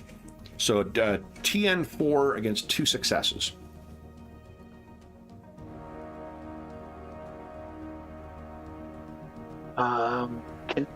Is this a metal type situation? I'll let you spend a point of metal. Yeah, why not? Okay, so this would be doubling training? Oh, nice. So you'll roll an extra dice then. So when it asks you for the extra dice, just put a 1. Remember, don't put the plus number in. So athletic bonus 1? Yep. Let's see. So Val, what's it look like as you seize hold of this woman as she tries to sneak past you? I think Malgra and Vel both catch an eye, and Vel just moves her body, like sees the girl ducking one way and then going around the other, and it's like, no, cut her off there, and then boom, right in front, and it's hand to the chest, like, stop right there. Yeah, and she looks at you shocked, like, oh, and a little wounded, like, well, what happened? And she's like, I'm here for just the drinks, and you hear Bugmanson as he's settling into his table. He says, "Oh, come on, the more the merrier." Invitation? I don't even know if there are invitations, but she just asked. Invitation. Yeah, he just said to bring her in. So if you happen to look over at Lady Vintner, she kind of shrugs and says, "All right, do it, whatever the Brewmaster General wants." Okay. She pushes past and she introduces herself as Tavi Olam. Brewmaster, and she sort of brings a small mug out. We've been eagerly awaiting your arrival. And he says, "Oh, thank you." He says, "Oh, good." And pours her a drink from the cask, and then you guys sit down and you begin, enjoying this. However standoffish the Brewmaster General was at the 12 Taps, he seems right at home in the Pickle de Frite. How about you guys? How are you feeling in this what we call like a social club for mercenaries and scoundrels? Wary, know how this can go wrong. Yeah. Brewmaster may be finding this fun, but too many people with pointy things. Exactly. I think it's like flight or fight mode engaged and on and not wanting to shut down. So it's like every little movement is like a quick sharp head turn. It's like, okay, not even trying to fake drinking my ale anymore from the original mug. Okay. Just hanging at my side. So someone from the crowd, once everyone gets settled in and introductions are made, and there's a introduction to the owner of the Pickle de Frite, someone from the crowd says, shouts out that they should have some. Are you up for a bit of local sport, Brewmaster? And he says, oh, I enjoyed some sport with my drink. What sort of sport are we talking about? And they say, have you heard of Dappled Ifrit? And both of you can give us a lore check, if you like. Tell us if you've heard of Dappled Ifrit.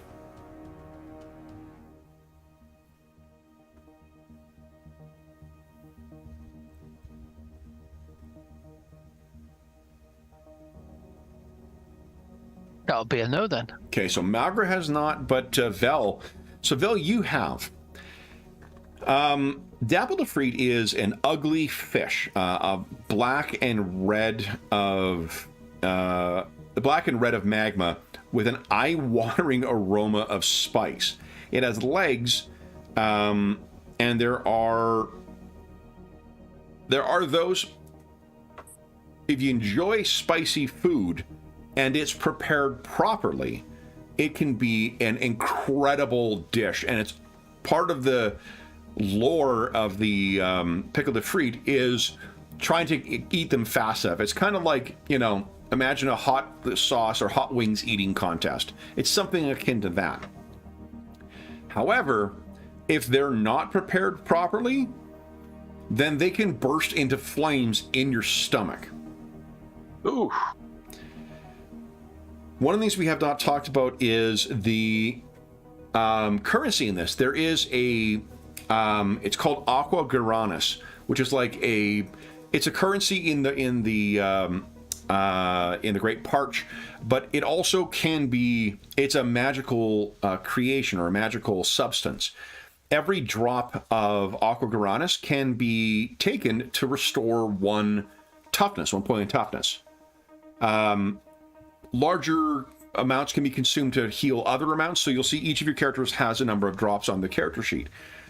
What is often done is, part of the contest is you will have shots of Aqua Garanis sitting next to you, so that the way the game works is some of the dishes are intentionally prepared properly, and some of them are intentionally prepared not properly. So it's kind of like more a combination of Russian roulette along with a hot wings eating contest.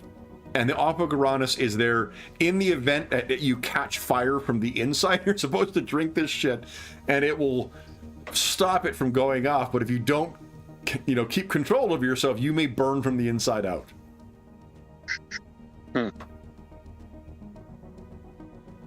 I think Val looks over at Malgra and is like, do you want me to go on this one? kind of like you bit the bullet on the last one. And I will tell you this, that if you do participate, this one is a much more obviously challenging contest. You will achieve a short-term goal here of keeping the Brewmaster General happy. Oh, so in this, we could also use up or Malgra could use up a soul point. She could earn back a point of soul fire, yeah. Yeah, so she could use soul fire and burn it up. Get it back. So what do you think?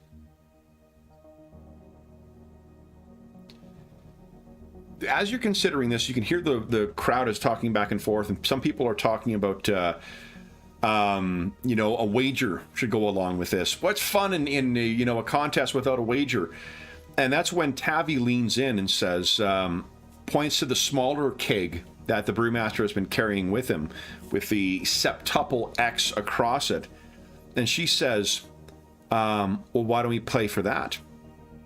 And that nearly kills the mood, because Bugmanson immediately changes from his jovial, happy kind of, type to deadly serious, the way that Dwarden can be when they are offended or, honor is at order. And he says with icy confidence, I would rather burn this city to the ground and let this keg out of my sight. And there's sort of a hush that falls over, and then someone shows out, then we'll play for Garanus. Yeah, they kind of talk back and forth. So what they agree to is playing for a sphere of Aqua Garanus. It can kind of like, sort of like Mercury, it can kind of magically gem together. So you have your drops, you have your file, and you have your spheres. So it's a shit ton of money is basically what they're going to pay, play for instead. You can each give us an awareness check as well, if you like, to get a read off of her. Yeah, did she do that on purpose? Did you know she was trying to upset him? Yeah, that'll be...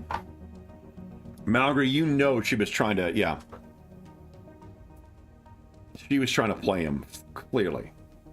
You got a couple extra successes on top of that. Is anything else you'd want to do? Or try and determine? And can I judge the reason? It's good maliciousness, playfulness? What you see actually is, and maybe it's your vantage. You can see that she has, it's concealed, but maybe because of like her moving around or whatnot too. There's something, a piece of red fabric that is stuffed into the inside of her, like the jerkin that she's wearing. The reason that matters because there is a gang, the largest and most notorious gang in Brightspear, for that matter, called the Vitrolian Redcaps. They definitely have a contact with smuggling and that kind of stuff, and if the Vitrolian Redcaps were able to get a hold of a keg of the Brewmaster General's beer, this is a like priceless bit of a priceless object. So that she obviously was trying to force him into a situation where he would try and put this thing up, and you have reason to think it's the Vitrolian Redcaps who would be the ones behind it. I'll float by Vel and mutter under my breath, "She's in league with one of the gangs, I think." And Vel, your read this was no accident. You got enough success. You could tell that she was trying to, definitely trying to get set him up to try and either steal it or win it in this contest or whatever. It makes sense to you what Malgra says. Okay. And also, I mean, the more chaotic things are here, the more the smugglers get to benefit. The more open trade that's here, that might also, even on a larger scale, if they disrupt things and make things, if the Brewmaster General heads back to Barak Nor and says how, he was nearly robbed here or whatever, that leaves it to the smugglers to get shit in and out here. So it could benefit allies of the Petroleum Wet Redcaps too. Do you guys do anything before the Brewmaster gets the eating contest going? Do we know of anything that will help? Like, you drink a antacid or...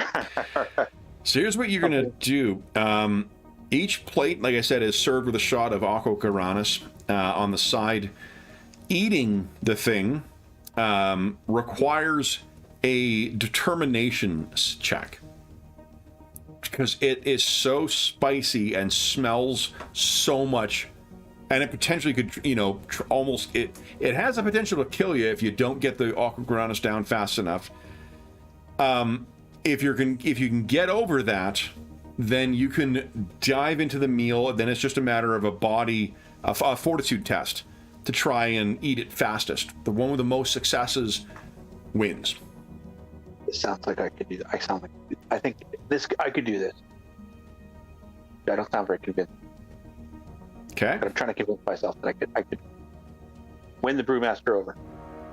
Get him back to being a happy fellow. Malgra, well, let me check here. Oh shit, we're past our mid-session break, guys. Jeez, I'm so caught up in the game. Why don't we take our mid-session break right now, and then we'll come back and we'll see what happens for the eating contest. Sounds like a plan. Okay, so for those listening at home, we'll be back momentarily.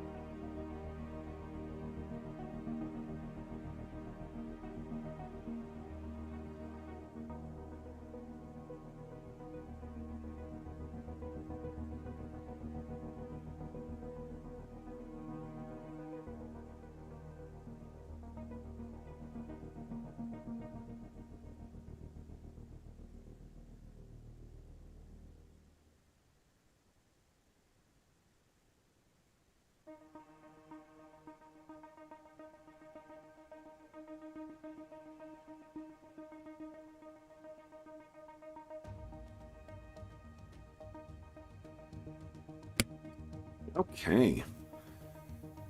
Now, everybody. Hope everyone is having a great start to the weekend. Let's see here. All right. Ooh.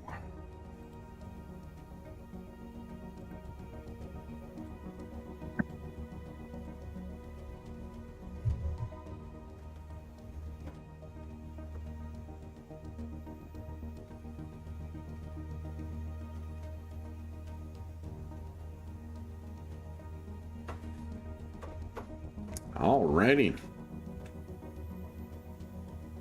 So, what if anything do you guys wish to do about this person?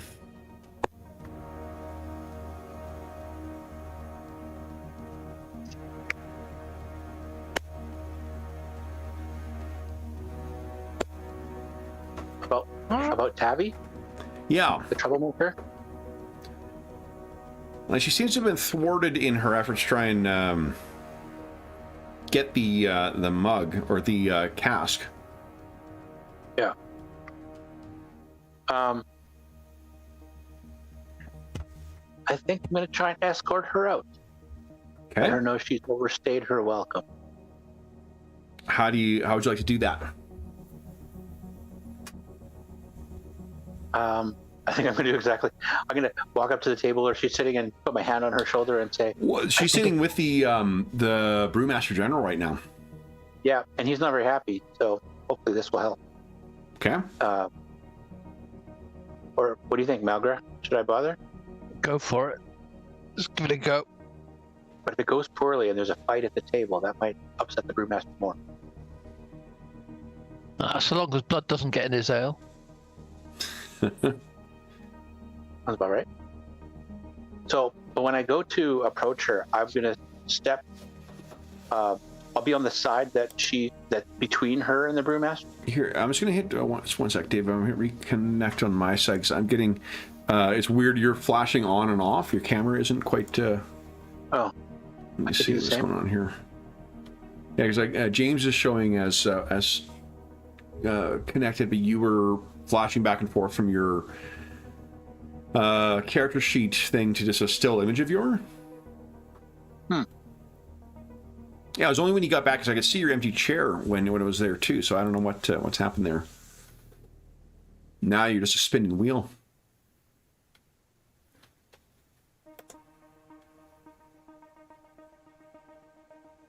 I'll reconnect. And otherwise, Chrome was playing nice for once. Yeah, got you back, Dave. Yeah. There we go. So, Yeah. I think Belle's going to step into a spot between the brewmaster and this young lady. Okay. And then what would you like to do here? Are you physically trying to remove her, or are you threatening her, or what are you thinking? I think she's just going to say, I think your time at this table has expired. It's time for you to move on. Hope you have a wonderful night. Okay. So why don't you give us a guile? Guile and... Let's say guile and soul check. So you have to change that. I think guile's mine normally. Yeah. Because I reconnected after you. Okay. Load. Load.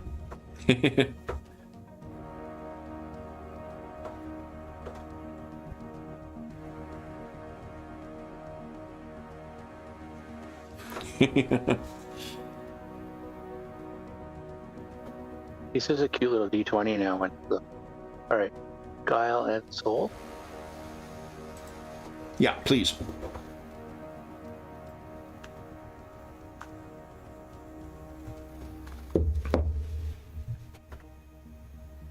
Target DN 4 still? Target DN here will be 4 as well, yeah.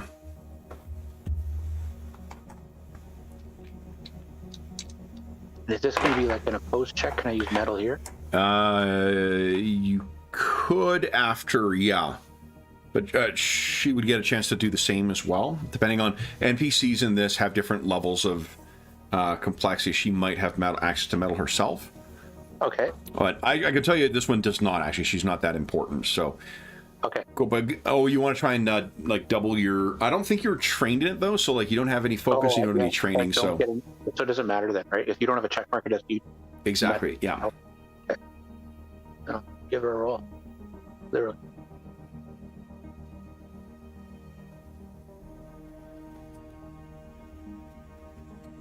Go, big money. That's good enough. So she looks up at you and looks way up at you, and there's maybe a little flash of the divine power fueled in you that's like just as a hint of it in your eyes, and she's like, I don't have an appetite for pickled ifrit anyway, thank you. Good night. Or dappled ifrit. And she gets up and leaves. The brewmaster looks up at you, Val, and says, oh, a spot's open then, lady. You're not much of a drinker, but are you, do you have a palate that might be challenged with a more complex meal here? I think I might. That's a spirit. With such esteemed company, how could I say no twice? Yeah, you can't. That's right. So you sit down. So you're gonna get. She's participating in Malgra. You have Soulfire once again. Woohoo. Well, the party technically has Soulfire once again. One of the neat mechanics is that the in this game more so than in than any other one, there's a specific mechanic about using Soulfire when you don't have everyone other than the Stormcast Eternal. Stormcast Eternal don't have a say in it. If everyone agrees with your use of Soulfire, there's no problem. If any character disagrees with your use, you still get to use it, but Doom goes up by 1. Nice. Yeah. I like that. It's a very cool mechanic. All right, so each meal is served with a shot of Aqua Guaranas on the side, and then it is set before you. And I believe I have an illustration of the dappled ifrit meal. Look at that. I'll cheers to that. That's nothing to be drinking at breakfast, mate. Like I was thinking, there's a for one, if everyone we played with was a drinker, and if you're doing it in person, it would be fun to run the adventure as you do a pub crawl of like set different beverages for each of the pubs you went to, play it over 4 hours, do a beer per hour. That'd be pretty fun. You see, that's what you need for the marathon. Yeah, well, we need people to get to the end of the marathon. That's the problem. We actually didn't when it was in person. That's the one thing we had is that no one drank during the thing because we were going 16 hours. So here's what it looks like. Like when you guys are going over to was it Brent's house and then going for Thai at yeah, we'd always break for Thai for dinner. That's a great Thai restaurant too. Quite young. Yeah, doesn't look like Thai, but no. Exactly. So here's the way it works: is the other contestants, I have them in here. First thing you need to do, Vel, now that this is actually before you, is we need a determination with mind roll against a difficulty number of 4, only complexity 1. So you just need a single success on a determination mind check to get up the spirit to eat this. While she's doing so, Malgra, are you doing anything? I'll just be looking around. I'm a bit puzzled about, with that young lady leaving, I'm going to keep an eye out. There's not a plan B coming along. Sure. So while I have no desire to eat this fish. You can give us not dwarven food. So what's going through Vel's mind as this disgusting, stinking fish that might burn your insides is set before you? She's starting to question her duties. It's like, this wasn't a part of what I was told we would be doing. not sure why I'm doing this. And she's like, I'm doing this because it'll make him happy. And that was one of the objectives. Doing this. Yeah. Why? All right. I am gonna roll for... Oh, boy.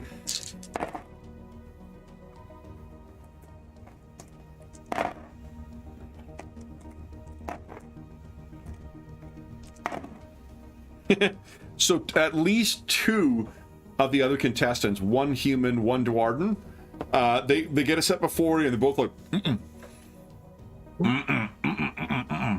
and they are just not going to be able to get to the point of eating it. Of even trying? No, they're not even going to take a bite of it. I think maybe the Dwarden, like, brings it up and is like, no, I'm out. So your numbers are down well enough. So now it's a matter of eating it fast enough. So this will be a fortitude test with body against a difficulty number of 2. Oh. Once you got the mind to get it going, it's really just a matter of steeling yourself and getting it down. So let's go. Woohoo! Nice. And well, that would have been good at a difficulty number of 5. yeah. So you slam it. What does it look like, Val, as you slam this thing down? I think Vel just ignores what she's eating and starts pretending that she's eating something else. And she's like, this is like some roast animal that she's like, used to eating at home.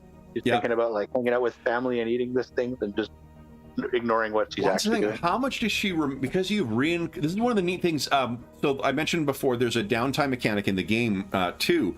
One of the tasks that Stormcast Eternals can do as their downtime is specifically try and remember stuff about their past. Yeah. So does this have this may have, an effect of reminding her of something about, which might mean if this is very spicy food and they're from here, maybe you're originally from, actually, from this realm. Yeah, and I think spicy food is a trigger. It's like this is something I've done in the past. I've definitely done. I'm feeling like this is comfort for me. Okay. Not the meal itself, but like spicy. How do you manage to eat that? Now, and you won't drink ale.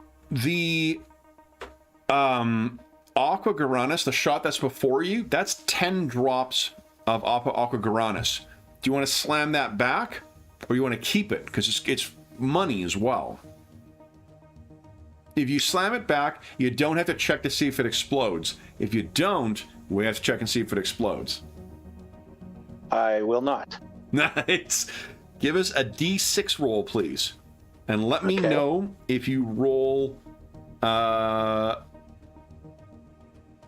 odd number. Here we go, D6.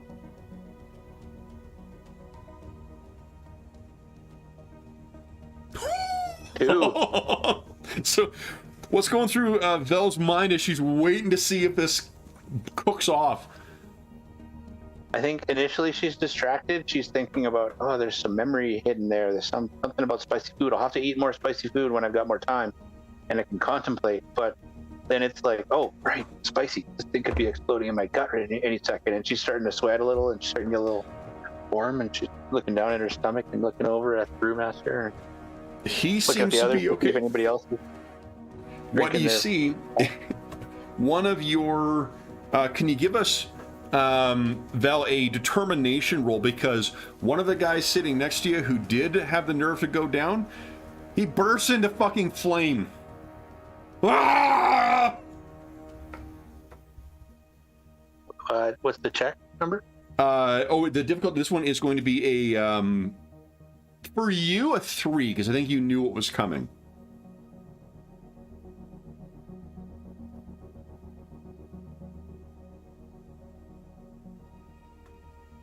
Ooh, and you got a focus point in this one.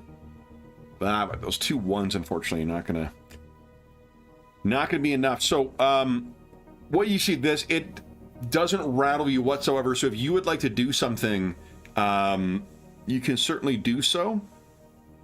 Does he have a Otherwise, flask? Does he have a flask sitting like at the table? like a flask of liquor? Or, like his solution that he was supposed to drink, the tears or whatever? Oh, the aqua granatus. There is, yeah, and he didn't drink it. And it's too late for him, or can I grab it and throw it down his throat? You can try and throw it down his throat. Yeah. Yeah, I'll try that.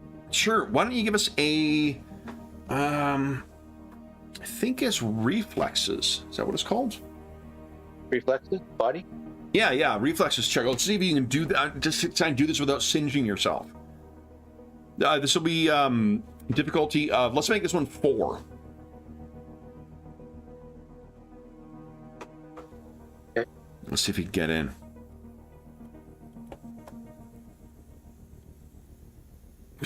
Wow. So not only do you successfully put this guy out, it's going to look cool as hell. What is it you do? I think it's he's probably got like a big shaggy mop of hair, and she just gets her big hand in his hair and pulls his head back, and then goes dumps it up, gives him a little shake, and then steps back. Yeah. Whoa. Like she's a magician or something. Like, look at what I did. Woof. I think because of the maybe like as you brought the person in, you sort of caught him in the cloak. It puts the fire out as well. So he staggers back, hair singed. He's got like scorch marks, like like when like a cartoon explosion goes and someone's got like black soot and stuff all over their face. That's kind of what this guy would look like at this point. That's funny. And the brewmaster he's just killing himself laughing at this point. Thinks it's amazing that what you've done here. Malgro, would you give us an awareness check as well? I think we got caught up in the. Yeah, you haven't given us that yet. Just checking to see what else is going on. It'll be against 4, and I'm rolling against a 4 for mysterious reasons. Nefarious reasons? Nefarious reasons, yeah. 3 1s. That's what I like to see. Okay. So. Oh my goodness. Yeah, that's bullshit. So what you can see inside the pickle de frite is not an issue. But you could have sworn you saw movement from a small form. Remember, the place is like iron with glass in it. So there's plenty of looky-loos on the outside. Vel had mentioned the grot that was upstairs, the green skin that was up at the high port. Mm-hmm. So seeing something with green skin that you think you spotted outside, sticking its beady eyes in here, you can't be certain because it's just there's a ton of people. The pub crawl is drawing all sorts of people, and every one of these pubs has stuff set up on the outside to serve to people as well. So there's lots of people out there, but you're fairly certain you spotted another grot lurking outside. If you went outside to look, basically you didn't quite succeed yet, and maybe if you had made another effort at it. Okay, let's try one more time. Well, you'd have to go outside. You have to change circumstances. Yeah, I'll say, Bell, look after the keg and the brewmaster.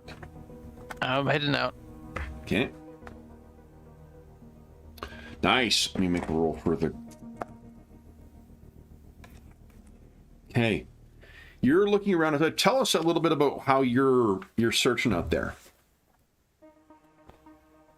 I'll just storm right out to try and get a good glance. I'll look down each way down the street.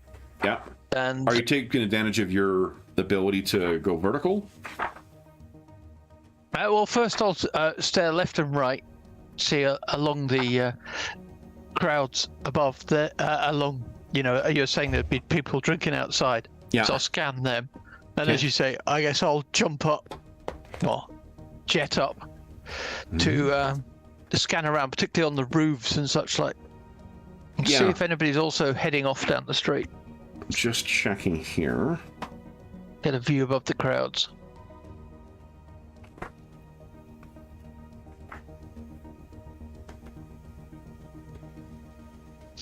Looking for the bit of that green. Oh yeah, you're still like you'll see someone and then you'll sort of zoom over. The reason it is the defenders, the ties go to them in this game. Okay. So and when they're the ones who are trying to hide from you, and you're trying to spot them. So I'm ruling them as the defender in this circumstance. But it means that you can continue looking though. You feel like right now you haven't spotted them. Yep. So, well, using the speed of my pack, I'll above the crowds. I'll go back and forth and just try and see. There's something out there. Sure, and I think what I'll do is I'll give you an advantage. So this is a good example to talk about an advantage. On opposed rolls, if you've got some circumstance that grants you advantage, it will affect the difficulty number. So I'm going to make your difficulty number 3 this time instead of the 4. Okay. Come on. Good dice this time, please. Oh. So now there doesn't seem to be any... You're zipping around above, looking down, you know, your mask on. There doesn't seem to be any... So with that, I'll head right back down and hit the ground in a gap in front of the bar, and then I'll head in. So I'll just guys who stagger back, they're surprised by you landing down. So as you come back in, I'm in a mood now. So. Vel, you can see Vel has just finished patting this guy down. Clearly, the dappled Ifrit didn't agree with someone here. What do you guys wish to do? You got another probably like 15 minutes or so here before you head on to your next destination. I'll just mention to Vel, I think that grot problem continues. I got a glimpse, but lost him. They're sneaky little buggers.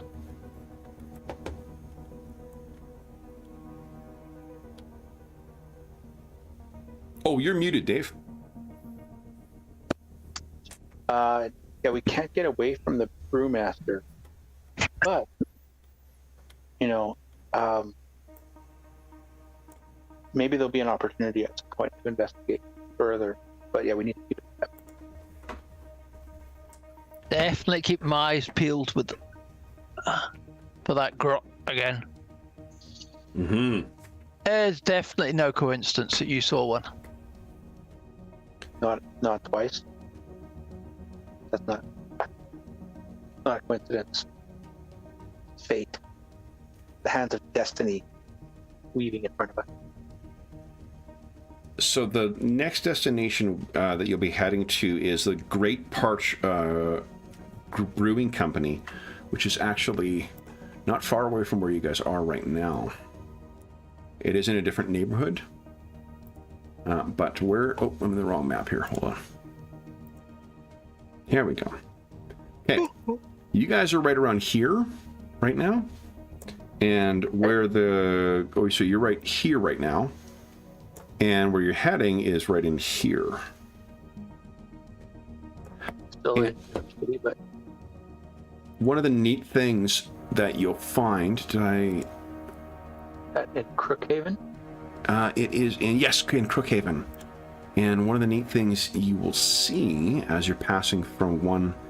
I didn't load it in here.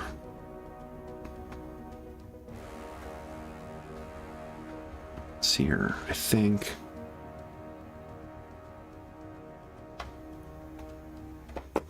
Oopsies.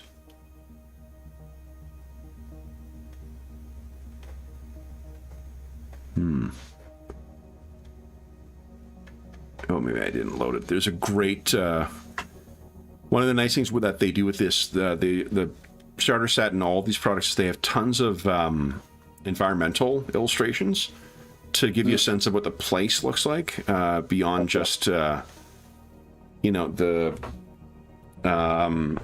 like action, you know, scenes of your heroes or whatnot.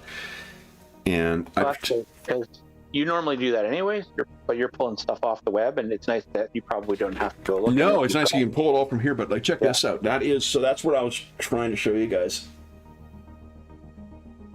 Cool. It's almost like the, you know, Sigmar equivalent of the Argonath, that you're passing through these giant walls with these huge depictions of the Stormcast Eternal generals and heroes and stuff like that. It's very cool. I think if Vel gets a chance between leaving that place and getting to the next, if she has an opportunity near the Brewmaster, she will apologize. If I, someone seems too formal or fixated on my duties, it's a bit of a personal flaw. But you and the joy that you bring amongst all these people, and sure this ale's help me see things from a different side. I won't say loosening up, but you take my meaning. Yeah. He nods knowingly, and he says, well, we're well aware of the work that you and your kind have done. The Caradhran overlords are not unfamiliar with sacrifice. There are many things that we have to give up for ours. But if the rumors are true, I'd say that the kind that you lot give, it certainly matches any that our kind give up. And we know that you're working. The goal is for the benefit of all. And that's what the Great Purge needs. And that's what the Caradhran overlords need. Allies. Reliable ones. So you keep that stick up your arse as long as you need, lassie. You need not change on my account.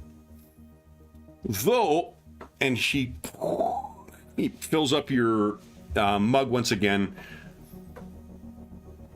I will take it as an offense and lead to war between our kind if you don't finish that drink. Right here, right now? Oh, aye. And your friend, Malgra of the Mead, she will tell you, there are two things you can know about us Dwarden.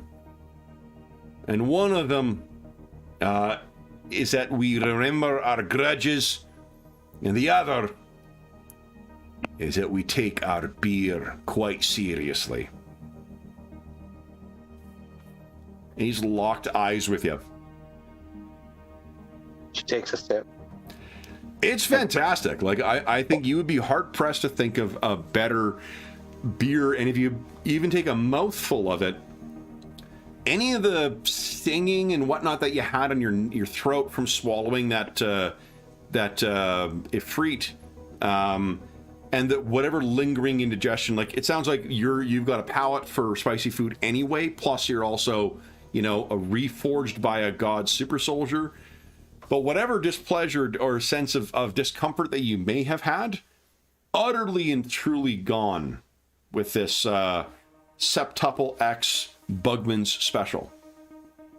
Well, I think she takes a sip, and then she locks eyes with the Brewmaster, and she tilts her head back a little, and she's like, nice. doesn't down the whole thing, but she'll take a good healthy chug. Yeah. And then Brewmaster. So one of the things that is worth maybe pointing out too, one of the ways the setting plays up to its high magic, high fantasy kind of setting, is that like magic is ubiquitous in so many things here, in materials, in objects, in ways that people live around the city. So it's got a bit of an Eberron vibe in that sense, that it's a more sophisticated culture, but it's built on the backs of magic. And crafting items and crafting, art and finding artifacts and shit like that. Like, that's all part of what the downtime stuff is too. Solid. It's all interesting permutations on top of it's a solid core, because the characters are so powerful. Crafting magic swords or crafting magic whatever isn't going to unbalance the game, because the challenges you'll face will always be able to meet whatever your capabilities are. I mentioned that because there's probably something, if he's got any kind of the like realm items or realm materials like the Aqua Garanis worked into the beer, this beer may actually have some potent magical qualities to it that Malgra would know could be put to different uses. It's like, here, I'll pour this into a potion and bottle, and we'll test it later. Yeah, or it could be used, and at its root, alcohol is a poison. Could also be used to make a pretty fucking powerful, war crime. In definitely enabling poison. So, all right. You guys head off to your next destination, which is the Great Parch Brewery. So the next stop at the Great Parch Brewery is not that far away. It is much less of a destination than what the strange Agloraxian architecture of the Pickle de Frite or the fine setting of the 12 Taps. The Great Parch Brewery is an ugly square building with little decoration except for the wooden mushroom the size of the child that stands outside its door. Someone has been placing a candle atop the mushroom for years beginning, and that's the only nod to the festivities that you can see as you approach. The excited crowd gathered outside the door is made up of drunken New City residents, visibly less wealthy than those at the previous stops, but they make up for the lack of decorations. This may be the most excited crowd you guys have seen. It's also the longest that the people of Brightspear have had to drink since the pub crawl started, so you can imagine the enthusiasm of the crowd as well. People line the street, many of them holding signs expressing their appreciation for the Brewmaster General. And as you guys walk up, though, the door to the brewery is shut. There's no sign of staff. The Brewmaster kind of leans into you, Vel, and says, "Did they not know I was coming?"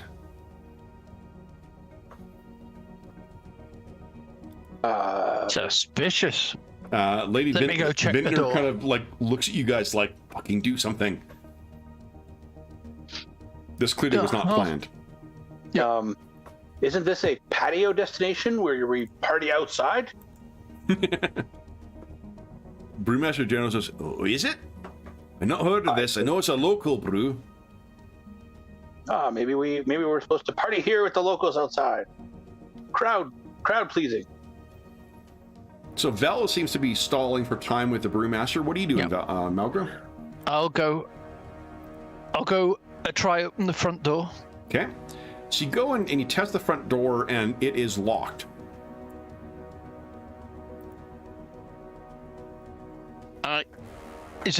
There must be somebody who looks local standing nearby. Yeah. There's plenty of out there kind of like, cheering. How come this place is shut then? On a fine day like this? With the Brewmaster coming? They're in there. I heard them in there. Someone's banging around in there. And then... We want some of the Great Parch. Tell them to open the door. And the other one says, "You're mad if you're going to drink that. It tastes like a mushroom's ass." And that kind of gets some laughs from the crowd. Well, I will whoosh up.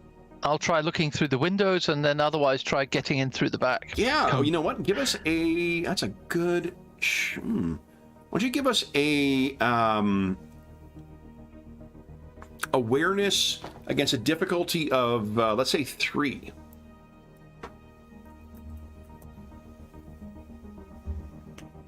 Nice. All right, so there is something that you see inside. And let me just show you. What's with you rolling all these ones? Like every single one of your rolls, you got a 1. Yep. I've got one loaded dice in there that's...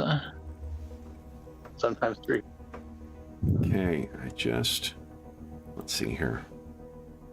That's incredible. He's getting success So with it. here's what, oh, you know what I can do? Look at this. In Player's Journal, I can just show you there, Malgra. All right, so there's one handout that you can see in the list of handouts named Aren't Leiden.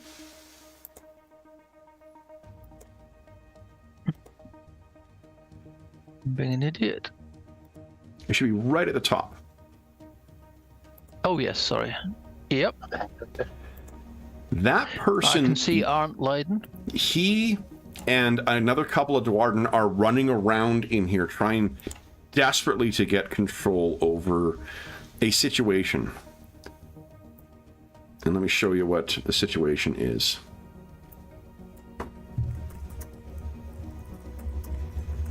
Situation critical. And I'll put it in your tab, Malgra.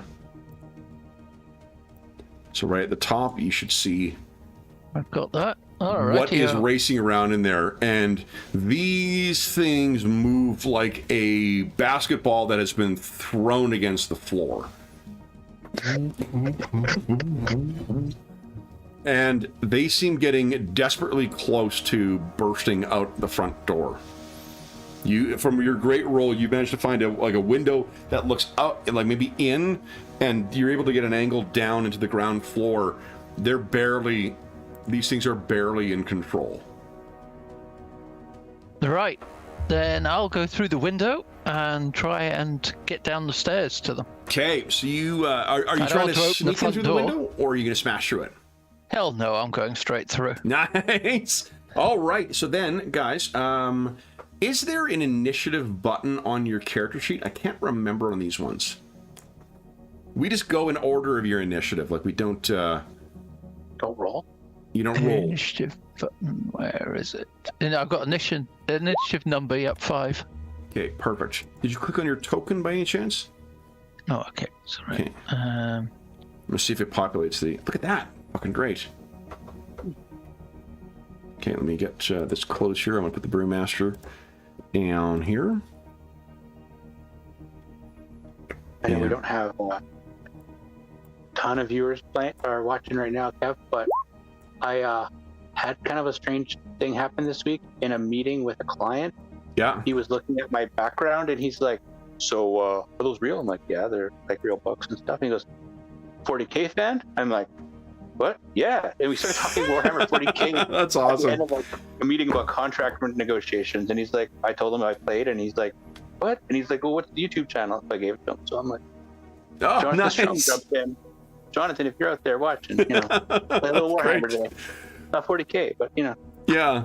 Well, I had this is another step. I had one lawyer who's in BC. I can't remember if BC or was in the Yukon, but anyway, we had discoveries about something, and when we were on our break, he was asking what's behind me. I was like, it's just my, evidence of my arrested child development, D&D stuff, this and this. And he's like, no, don't worry. You can't see it in frame, but right above here, I've got a full Lego AT-AT and a full Lego ATST. I'm like, oh, that's fantastic.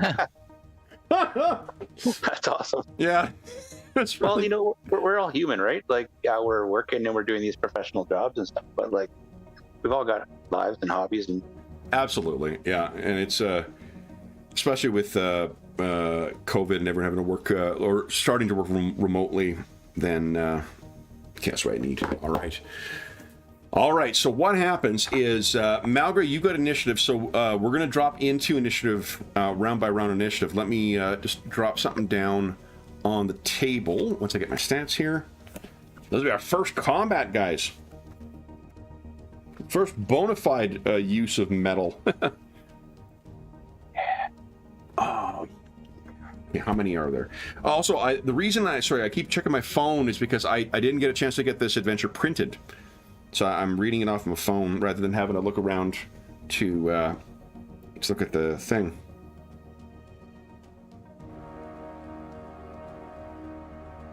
Ooh, that's awesome. Now I couldn't get. Or at least I couldn't find a good illustration of just one. So I'm just gonna... Dave, let me show you on hand out first.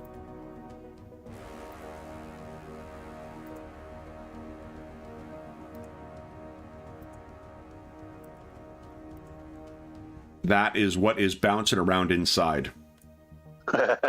Awesome. Those are squigs. They grow from fungus. And if these guys grow a mushroom-based beer, they may have accidentally grown a crop of squigs. So, let's see here. There are... Let me do this. Mushrooms bite back. Yeah. Well, and these things are just wonderful. I've actually never had a chance to use a squig in any Warhammer games. I don't think they were a thing, unless I'm wrong. I don't think they were a thing in first edition, which is the one I've primarily run for fantasy. Oop, dang it, up above. But so yeah, so I get to break my no squig break today. Pretty awesome. All right, here we go. 1, boom, 2, 3, 4, and then 1 inside. Now, this is where we see whether the hoopla about you guys being badasses is truly a thing or not. And let's do 1 small squig for good measure up here. That'll be my initiative tracker. And turn. All right. Now remember, you get 1 point of metal back at the start of each of your turns. They only have initiative 1. Malgra, I think that you're currently, once you get, like we're starting combat as you smash through the window, you're currently at medium range. You're like 1 zone above where they are. And I think, this is another thing I mentioned before we went live about how there's so many clever little, oh boy, things, dang it, that they've done in the game. They've taken ideas from other things. One of the things is environmental traits. You can add environmental traits to the things. I think we're gonna make, because you're flying in here, I'm gonna make it difficult terrain inside. So it'll reduce your speed by 1 inside, but you can choose to ignore that and just rush by making a, let's see here. Bounce off the walls check? Athletics check, I think. Or maybe dexterity check. Which one do you think? Is there a piloting one? I don't know. Well, dexterity would suit me better. Yep, let's say dexterity. You top gunning your way through, because you can picture in the inside of here, there's pipes and there's, you know, vats and shit like that, and these things are all bouncing around. So currently there's 5 kind of, there's more in here than what you can deal with, but these are the ones that are kind of going to be your problem for this combat. So, and are there any Dwergar around? Yeah, Dwerden. Yeah, there are still some other, Arntlide and his staff, the Dwarden who run the Great Parch Brewing Company, they're in here trying to, like, they're not being attacked by these things. They seem to be trying to keep them under control. So a grenade might be the wrong thing. Oh, grenade will hit everything in, because it's an area, right? Or it's a blast. Yep. Blast weapons deal damage to all creatures in a zone. I think they're probably spread across 2 zones. But I think that there's probably Dwarden in each of the zones, though.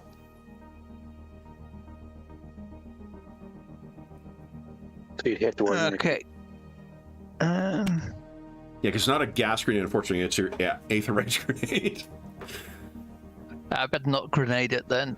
So as a reminder, your metal can be spent. Catch him. A metal can be spent to get an extra action as well.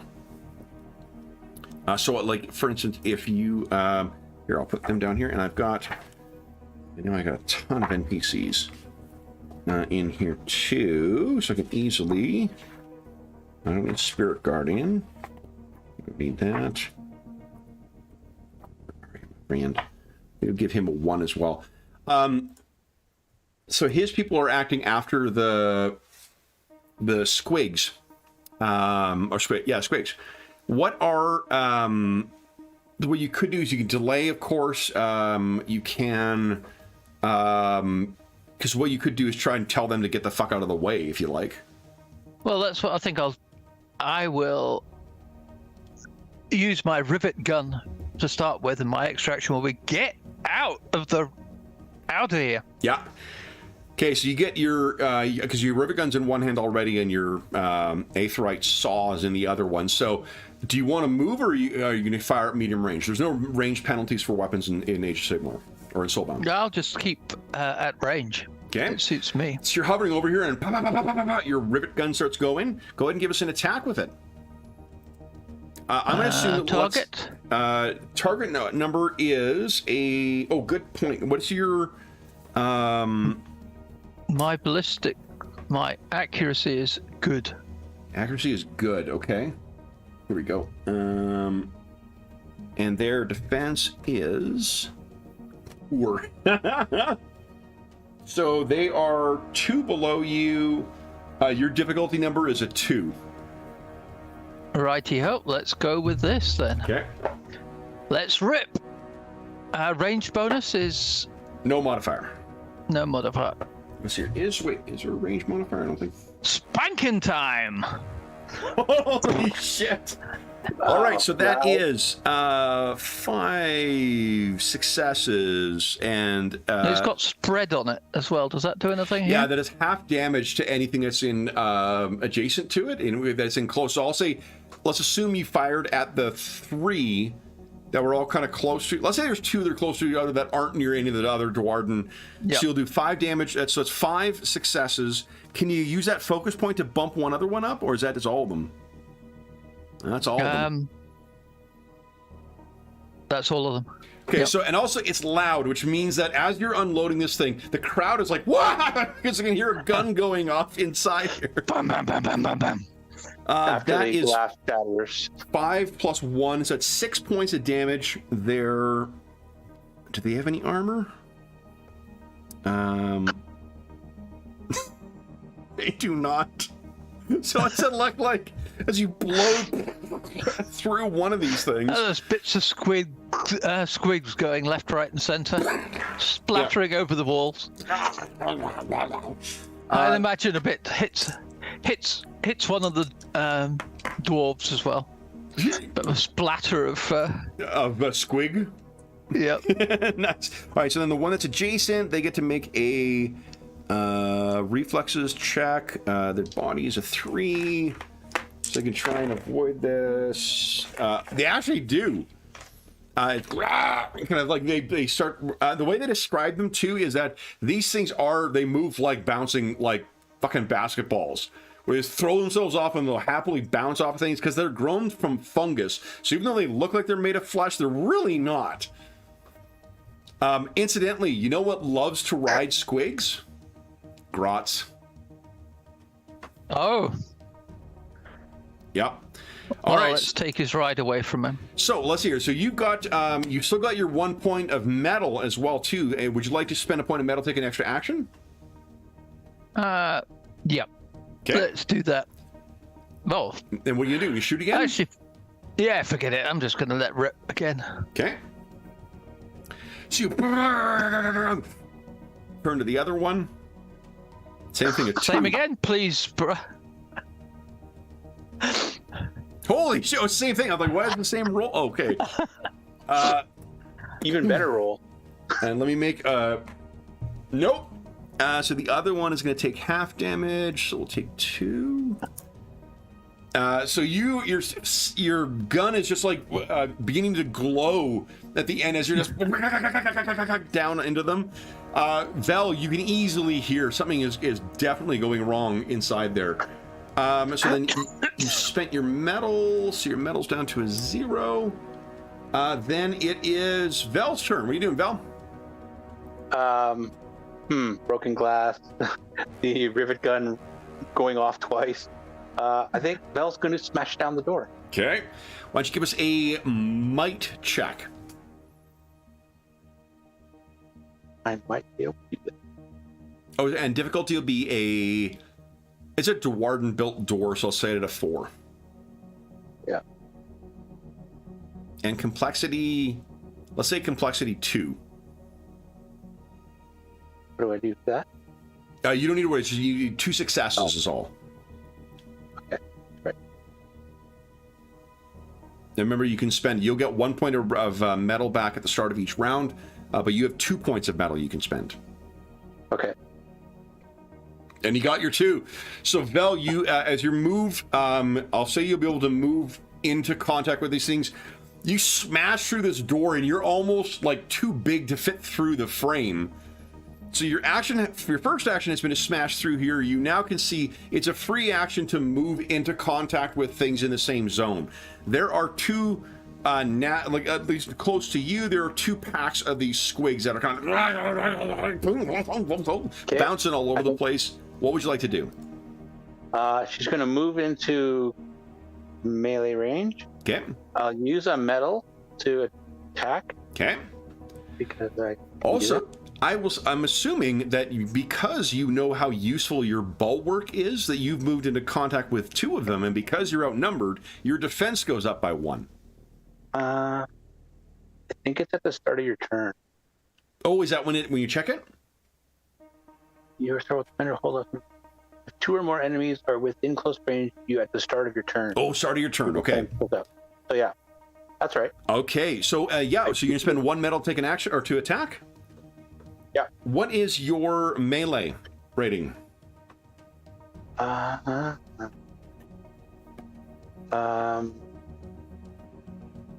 Oh, skills. It'll be under. I can near the bottom, near the middle of your sheet. There's like 3 things. There's melee range, or melee accuracy, and defense.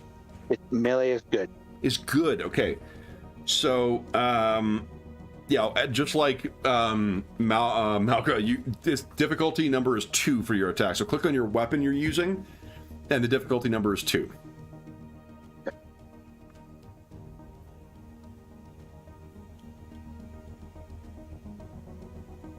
And can I use? Can I use a metal or a bonus on the attack? Yeah, you still have 1 more point of metal left. Or is it probably better to just attack a second time? Maybe I'll just use your attack. choice. Whatever you think. Yeah, I won't spend it now. I'll use it in case I need to attack again. Okay. That's 3 successes. So that is 4 points of damage from the first one. Yep. So that's a solid hit on this. Would you like to spend another point of metal to do another attack? All right, yeah. Okay, another one. Difficulty 2, please.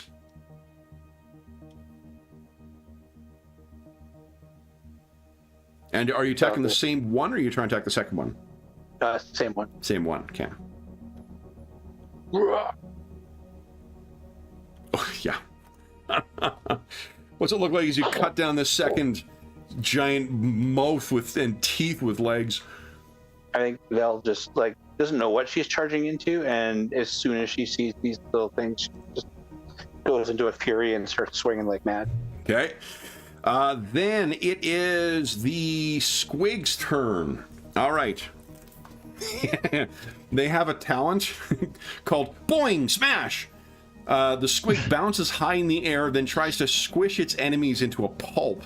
As an action, the squig can choose a creature within long range, which includes Malkra. The squig launches itself in the air and attempts to land on the target. It then makes a fang-filled maw attack with its melee reduced 1 step for the attack. If it hits, it does double damage and the target is knocked prone. So the one you shot, it's sort of like you hit it and it leaps up and then kind of pogos up, and this thing is flying at you while you're in the air, Malgra. And I got to reduce its. What is your defense? My defense is. You know, in an ongoing game, I would write this stuff down so I'd have it for. Oh yeah, my defense is average. Average, okay. So fortunately, it means it's a DR4 because they reduce their good down to an average on the attack. So this thing is coming at you. I'll roll in the chat because that'll be more fun than me rolling my Age of Sigmar dice here. 96. Let's hear for the attack. Yeah, there we go. All right, so I'm rolling as a 4. That is 2 successes. So then that is 4 points of damage, but it's doubled to 8 points of damage. How much armor do you have, though? 2. 2? Nice. Okay, so that's reduced to 6 points of damage. So this thing is, it chomps on you, and you are knocked prone. Let's see what prone says. You can only move by crawling. Melee and accuracy are decreased by 1 step. Why don't you give us a reflexes check and see if you can land safely. Your red bar should be your toughness. All right, and what's my target for? Your target here is going to be 4. I think you just need 1 success here. There you go. So you take 6 points of damage here. Oof, yeah. But what do we see as you kind of like pinwheel and safely land with this thing still attached to you? Yep, so I guess I go, it bounces into me, I go flying against a wall, hit the wall with my feet, and then fall down and onto my feet again. So straight against the wall, then all the way down. All right, so you're prone on the ground, this thing is on top of you and chomping at you. For you, Vel, this one is going to try and get you. What is your defense? Good. Okay, so then it is average. Difficulty of 5 is for this attack. Let's see here. I got 2 successes, which is a total of 4 points of damage. What's your armor? My armor? I think it's 3. And next to the armor underneath initiative is 3. 3, okay. So you only take 1 point of damage. Oh, no, sorry, hold on. That's I forgot to jump, so it landed on you. So it hit. It does double damage. That's 1, 2, 3, 4, 8 points of damage on you as well, and you're likewise knocked prone. Like you're shocking. What the fuck? And boom. Okay. So 8 minus 3 is 5. So take 5 points of damage from it. Okay. They have no metal because they are just warriors. And it's the proprietors of this. They're freaking the fuck out. Neither of you guys have yelled anything for them to get out, right? No, because I ended up just kept on shooting. There, you're just yelling at these things. Bad squigs! Bad squigs! And with the door open, there's like 2 packs of the squigs that kind of go bouncing outside as well. And you hear screams and shouts from outside. Malgra, top of the round, what are you doing? I'll try and get up then. It's just an action to get up. Or it's not actually, it's a move to get up. Okay, now do I get my metal back, right? Yes, you get 1 point of metal back. And then what would you like to do? So this thing is close to you right now. Like the Cure song. So I've got an action and an attack, or I've just got one thing to do? Just an action. Your action can be used to do an attack, and then you also have 1 point of metal that could be used to... Well, I'm down. Can I use my rivet gun still? Yeah. Oh, absolutely. I'm going to let rip again with my rivet gun. There's something, I think... hold on. Yeah, you're prone, so you're standing up. I don't think there's like attacks of opportunity in this. Not that I remember. Yeah, so I'm just going to be lying down and let rip with it from there. Yeah, hold on. There is... let's see here. I think when you're using ballistic up close, you might reduce your level by 1. Because you're close. So you could take a free action to try and back away from him, I guess. But I think there's an... let's see. Charge, cold shot, defend, dodge, grapple, shove.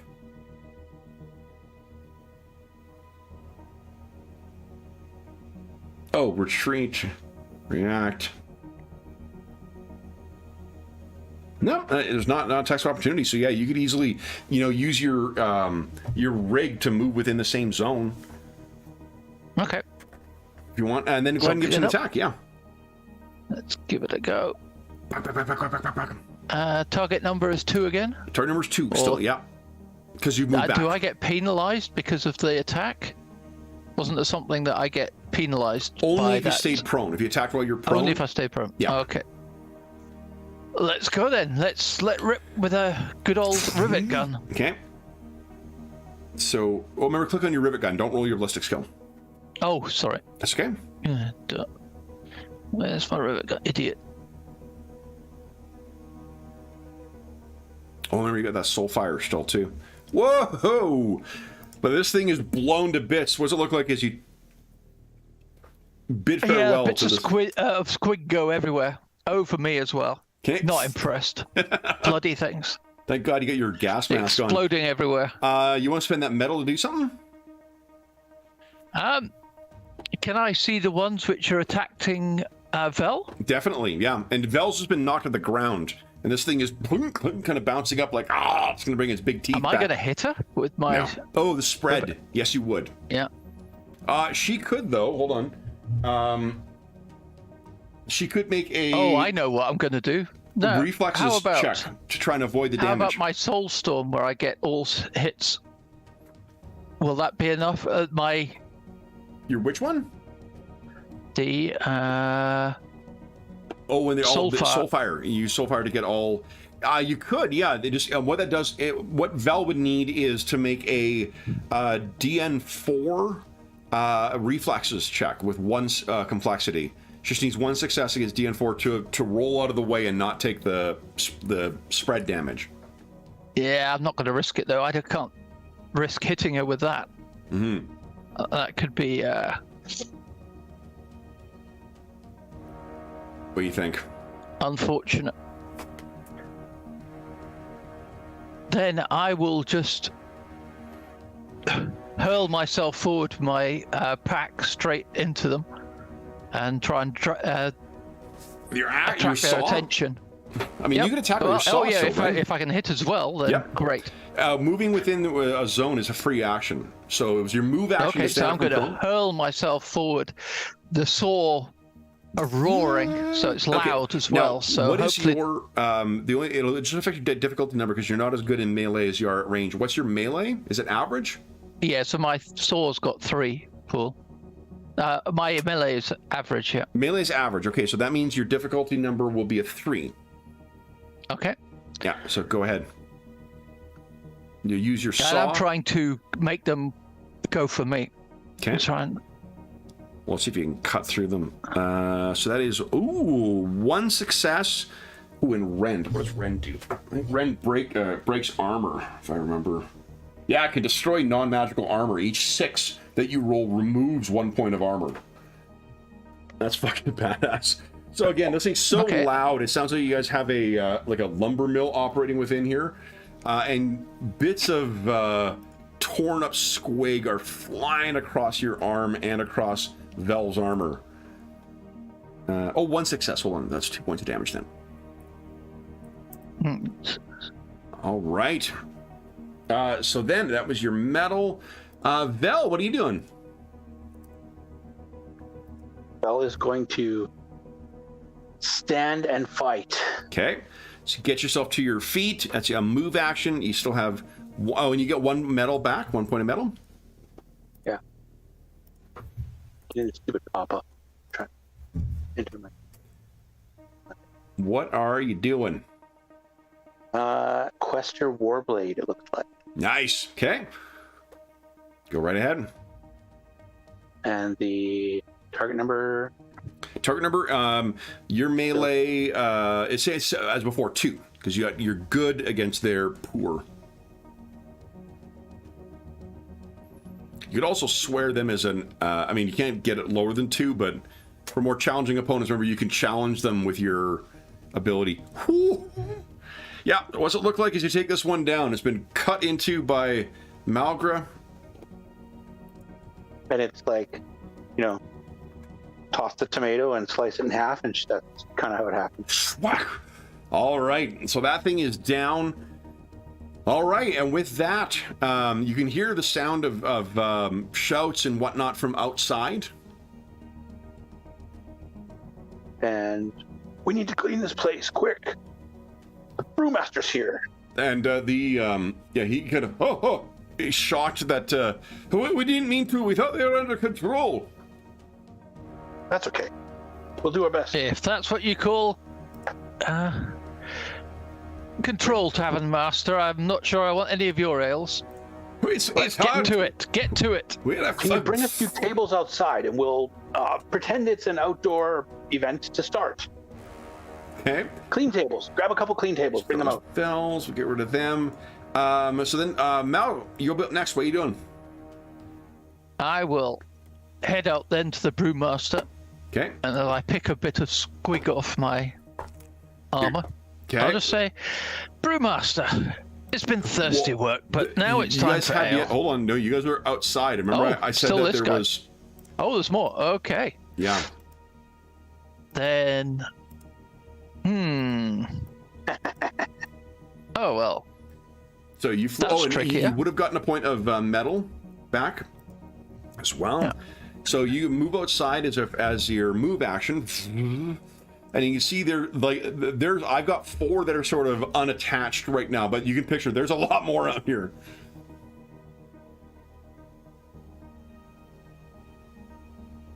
Now then, I will, in that case, head right up so that I can shoot right down without hitting everybody else that's, you know.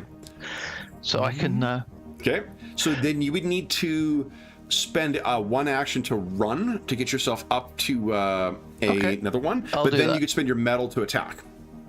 Yep, I'll do that. Okay. I don't want to risk hitting all the bystanders. Absolutely. You know what? If you want to, so the grenade. Oh, I can grenade it, right? Here's the difference: that the grenade does a flat 2 points of damage. Your rocket that you've got, that one does successes add to the extra damage you do. Ah, in that case, yep. Okay, as we go up, then let's flick out that So bad boy. Yeah, and one of the neat things too. One of your talents allows you to ignore the load property, so you're just like, as you're moving up, just kind of on the end of your rivet gun, and then down it goes. Go ahead and roll your attack, I think it's using the same thing. It'll be a difficulty number of 2. 5. Oh, difficulty number of 2. Okay, let's go. We go. Oof. So that is, let's see here, blast. Ugh.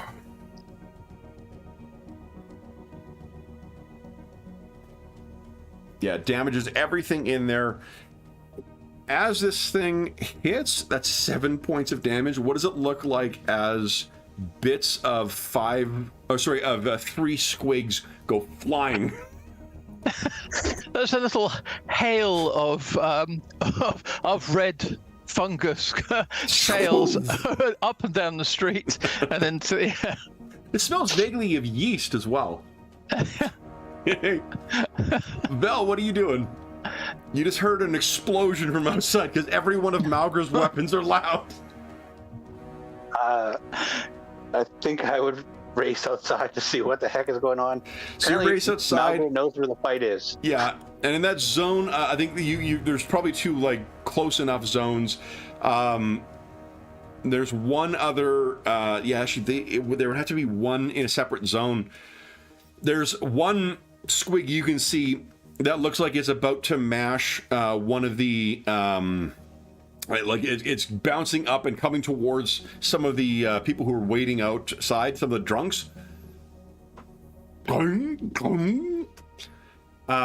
think it's time to split the squigs. So your move was to get outside. You would have to spend an action to run to get to the next zone over to catch this thing, but then you'd have 2 metal you could spend. Okay, I'll spend 1 metal to attack. Okay. After running over there. Same difficulty. Difficulty is 2 for against these things. All right, so it's 3, 4, but let's see here. Your focus You got 1 point of those 2 ones. That's not. Oh, you know what? It's difficulty 2. You can spend 1 of your focus to get 1 extra point. Sure. So that would be a total of 5 damage, which means enough. What does it look like as you take this last squig down? I think it's kind of like Malga like jumps up and skewers it, and then it's like slides down on her blade, and she's like, squig kebabs, anyone? Yeah. So then you have 1 more metal. Is another action you'd want to take? Is there any more squig in the area, or they've all? Not that you could see. Why don't you give us an awareness check? There might be something you could spot. Oh, that's the map. Oh, and sorry, difficulty number would be, this would be a 3, because these things are not subtle. Okay. Go back to it again. I just did 4.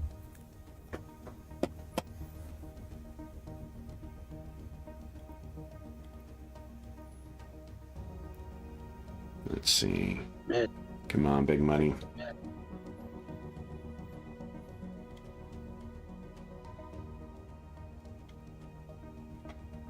Thank you. Anyway. It's taking its sweet time. I've hit the button. Just gesticulated. Come on. Come on. Come on, you little horse. Let's go.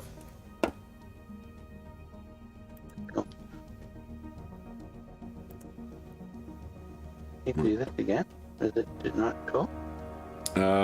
It's not showing up at least. Yes, but 3. Submit. Submit. Okay, nice. All right, so 2 successes. Here's what you see. One of the squigs goes over to this alleyway near you, and you can hear a voice, this like high-pitched voice. No, not now. Bad squig, get out of here. Go on. It's talking. Something is talking and gesturing to the squig, and it seems to have little greenish hands from what you could see in the alley. Malgra, what are you doing? I've noticed this as well. We get your point of metal back. Why don't you give us? You got a similar advantage. This one I'll let you do for free. Give us a awareness at DN3. Come on. Oh, yes. Okay, so yeah, you definitely see what's down there, and you in fact even get a.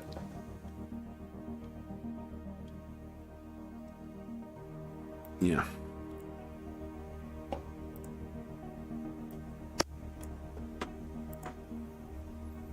It's a garrote. So with that, I will hurtle down from above. Yeah. An avenger of... and slam into the ground in front of it. Okay. And poke my...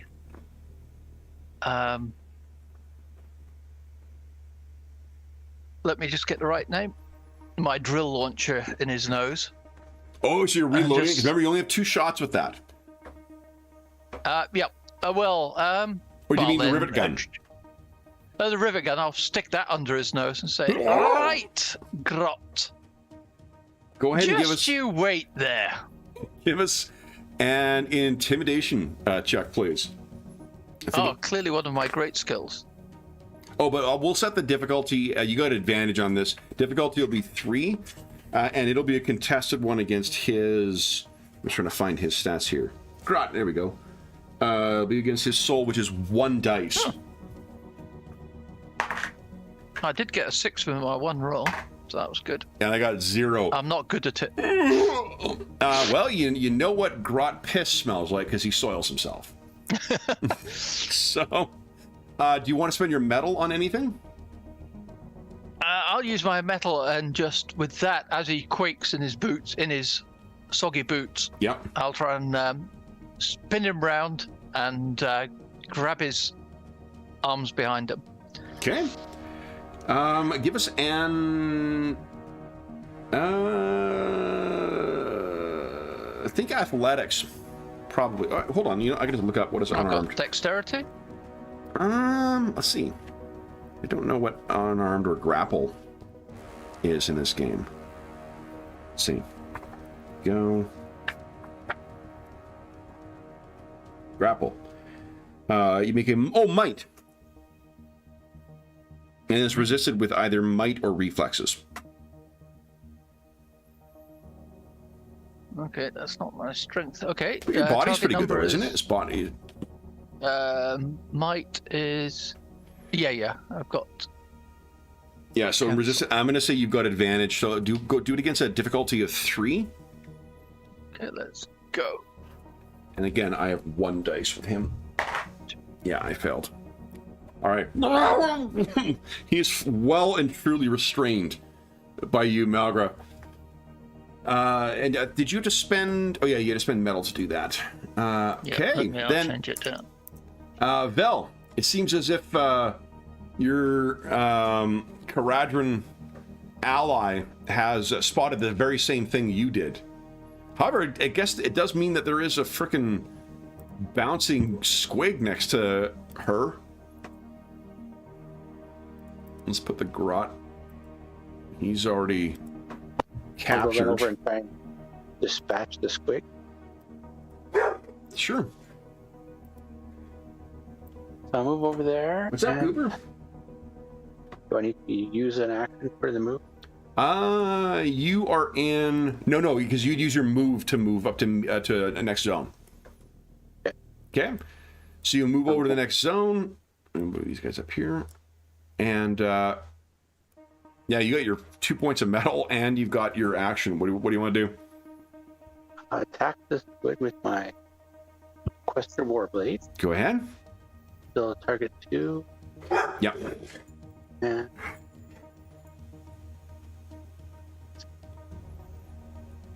Go. Ooh, good one. One swoop, you dispatch it. You have 2 metal if you'd like to do anything else. Malgra seems to have captured a grot. yeah, but I'm going to search around to see if there's any other adversary.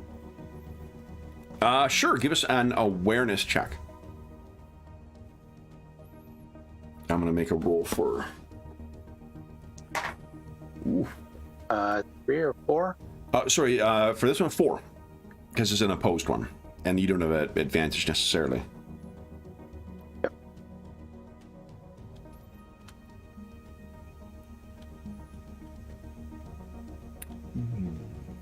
So this guy is trying to sneak away from you, which kind of makes you the defender. So ties go to the defender. There is a pair of grots that have just made their way to the end of the alleyway and are cutting around the corner. They're trying to hide from you, and they have something in their arms between them.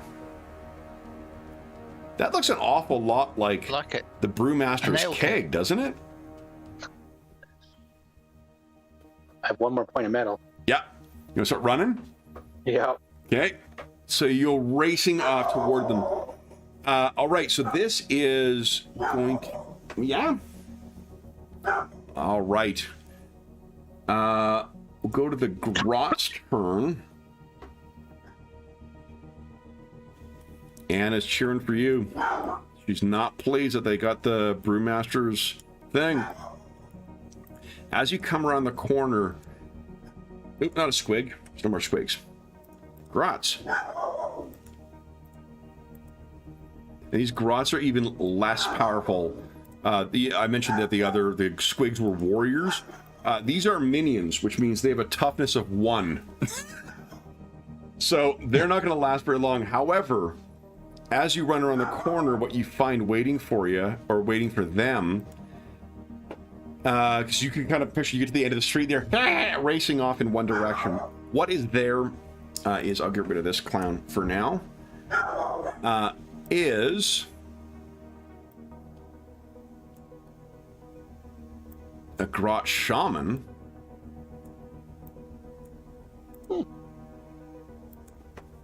And his... There he is. Oh, his initiative is an 8. But what's more disturbing is there's something that is... Looks like it's casting off. It was in some kind of cart over here. So I'll put this one over here with you, Malgar, because you've taken him into custody. There's 2 that ran around the corner. Now, what's casting off the tarp and beginning to stand? I think I'm going to need more space here because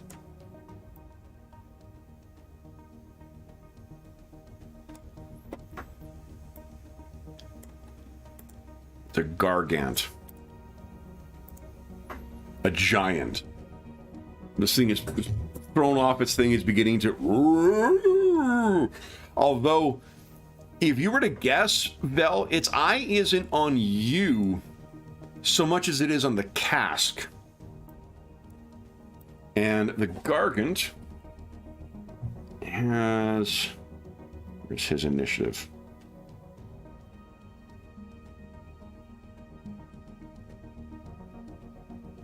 Oop, where are you? There he is. His initiative is a 1. He is not a fast guy, so he'll use his move to stand up to his full 30-foot height. And all you can hear him say in a very low, rumbly kind of voice is that just carries everywhere. Malgra, I think his voice is the equivalent of loud, so you can hear, what the hell just said beer? And the 2 little shits, they don't have any metal, but they're gonna run to his feet and basically like kind of hold up the cask. Malgra, you got a point of metal back? I bought metal back, right? This. Oh, and let me. Yeah. Okay. This. Then if I. Oh, hold on. You know what? It's actually the shaman gets to go first. Shaman's got an initiative of 8. I had him in the wrong order. Give me 2 seconds here. I'm gonna get this token set up. There we go. I should just, as a fucking routine course of action, automatically set up. And whenever I set up a new game, is immediately set the token parameters, because I routinely freaking forget to do so. Madison.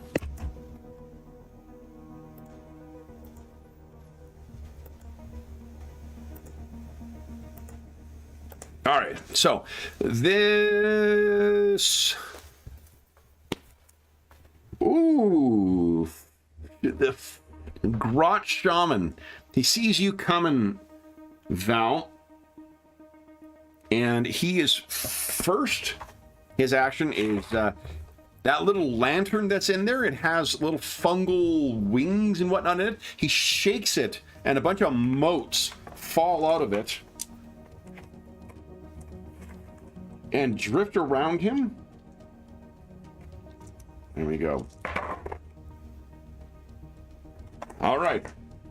And they begin to slowly get brighter and a little larger, and you can see there's like swirling, biting, like glowing squigs around him.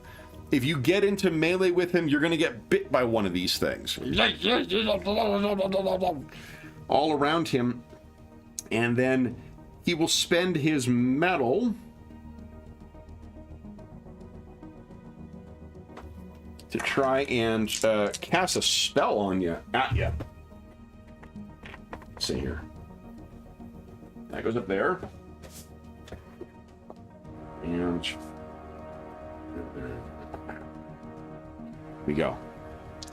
All right, he needs... That's only one success.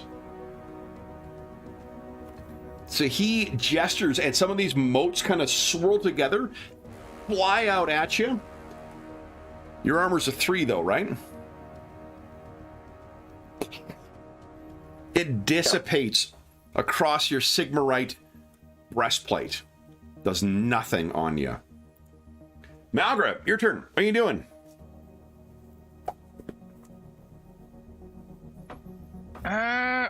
So you're probably 2 zones away from the Gargant and the Shaman, but Vel is only 1 zone away, and you would have heard that voice kind of come out. Is there anybody around me? You got the right now. You got that grot in your control, and behind you is the rest of the crowd, where the Brewmaster General seems to be having a grand old time chopping squigs with that giant axe of his. I'll just toss, shove this guy backwards towards the crowd, and then launch myself up with my action. Okay. So, I'll let you do it for free. You're just gonna like toss him to the. You pretty much kind of had him under control last time, anyway. So, you can move to 1 range. What are you thinking? Like above the, like a zone above? Go up. Can I get a sight on this? The Gargant? Definitely. Well, the Gargant, I guess I can see. What about the? I don't know from the alley if you sorceress can yet. You heard it. As soon as you get any height in the alleyway, you'll probably see the Gargant. Okay, so I'm going to go straight up, and then if I can see the Gargant, yep, at that point, and he's probably medium range from you. I'll take a shot with my lovely. What's the right term? Again, sorry. The rivet gun or the drill launcher? The drill launcher. Yeah, you got 1 more shot with that. So the thing is, seems to be worth using it on him. Ooh, are you shooting at his feet? Yes, let's try and blast these little buggers. Yeah, because you get the grots and you get the shaman as well then. So go right ahead. So sorry, for him, his defense, his defense is superb. Oof. So that means,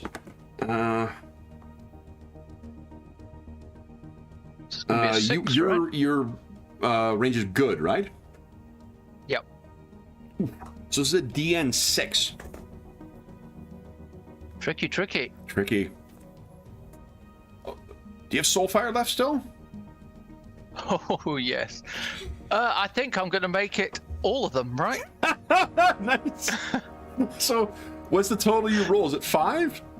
5. Yep. 5. So go ahead and click on the thing. We'll ignore the roll and just add it because I think that's 6 damage then. So, but yeah. Oh, it's got long range. So actually, I think he's 2 ranges away, but that's what long range is. So amazing. So that'll be 7 points of damage. So it's piercing as well, in case he's got any armor. Well, piercing doesn't. All that means is it's the same as like slashing. There are certain advantage or certain talents you can take that will engage that. Oh, okay. Yeah, but it doesn't automatically pierce through. But it is, same thing with the etheric. Like the etheric quality is something that some talents can affect as well. So this thing hits. There's that loud on the ground, and so he can't do anything. Look at this. So you hit him. The 2 grots who were carrying the keg, they explode. The keg goes flying. And then these guys, the Gargant has, what's his armor? It's something ridiculous. No, his armor's not that great. So you hit him, and look at this. Boom! Oh! He starts grabbing his foot as if it's like, oh! You really gave him a hot foot. You have one medal left, if you'd like to do anything. If I can pivot to my rivet gun. Yep. Is that, if I can? I think the way it looks like is that you're the rifle thing. It's like a rifle grenade is what you're firing. Your drill bit. Yep, but it seems to be a different weapon because that's two-handed. I think it's because you need you're putting that thing on the end and then sort of. Ah, okay. Yeah. Okay, then in which case I'm going to give him another shot with the rapid-fire rivet gun. Go right ahead. Again, that'll be a 6, right? Ezra, you're targeting the it'll be 6 against the Gargant. I'll give it a go anyway. Yep. Oh. Oh! Tragic. So you're hitting. It's probably like ricocheting off of that little bit of metal on his one arm, or he's maybe picked up part of the wagon and it's in the way. All right, Vel. It looks like that Mal must be above you because so healing this game. Yeah, remember you can consume your what do you call it? Your Aqua Garanus. Each drop of Aqua Garanus restores 1 toughness. Oh, okay, that's great because I had not used my Aqua Garanus from the test. Right? Yeah, so you could just half of it and get 5 points back. Okay, I will do that. Okay. So that'll be 1 action. You get 1 point of metal back too, Vel. Okay. I'm just going to use it right now, I think. Okay. Because I'm going to go and grab the keg. Oh, okay. Yeah. All right. So it'd be a move. So to get into the zone would be in a move. Are you trying to catch it before it lands or something, or? Well, they seem to be pretty sturdy, so hopefully just falling doesn't bust it. But the falling is not the problem. The explosion that Mal just set off. Yeah. I'm going right after Mal, but I don't know if I can. Yeah, if I can save the keg, Yeah, I'll save give us the a keg. reflexes check. We'll make it a 4, I think.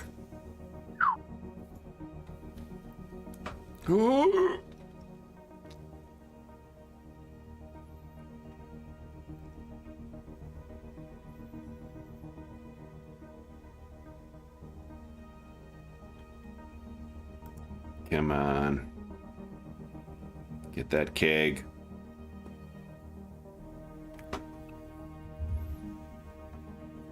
Oh, yes! Yeah.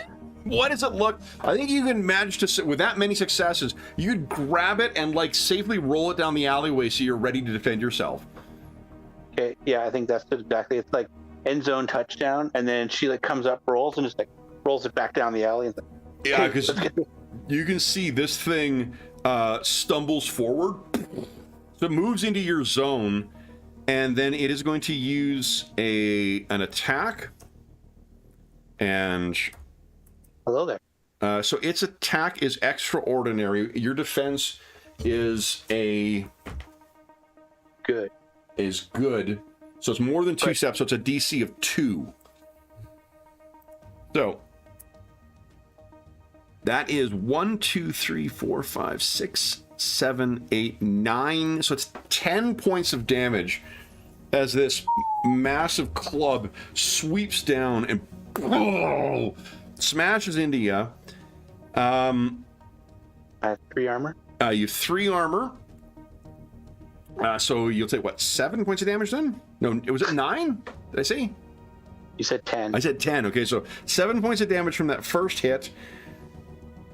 And then he's going to spend his point of metal to try and kick you.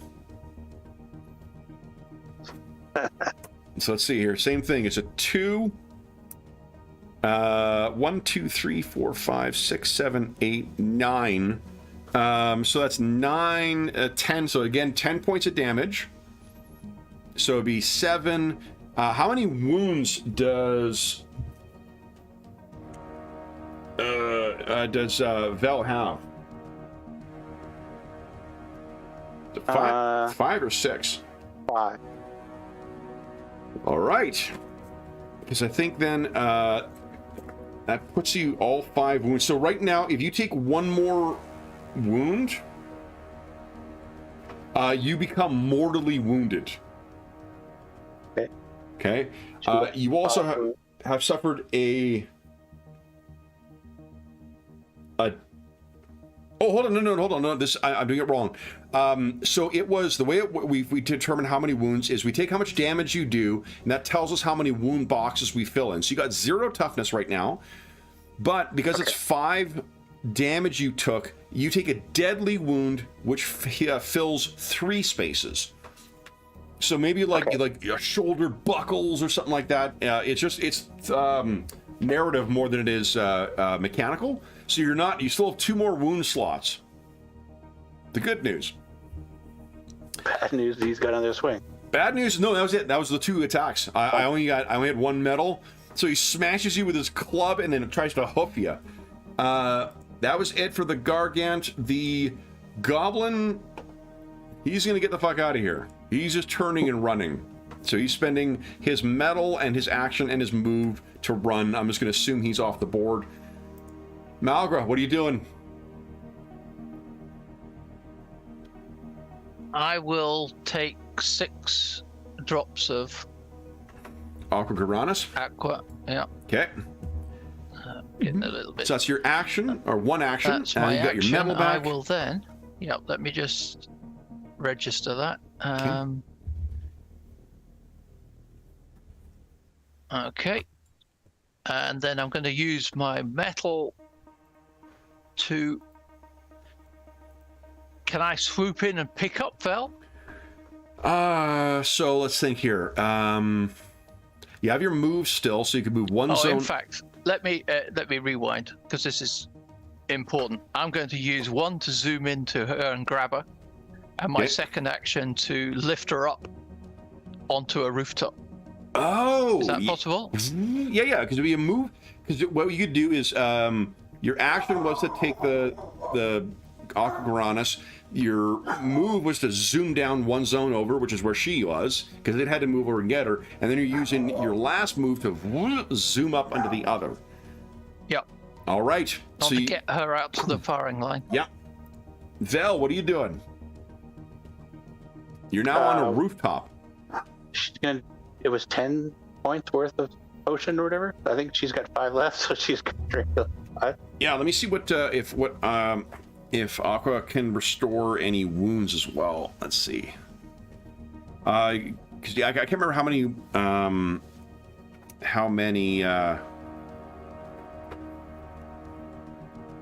Let's see here. It's like, Malgra, thanks for getting me. But the ale, I rolled it down the alley. Oh yeah, this thing's gonna go after the ale with its metal next time. Let's see here. Aqua. It wants the ale. There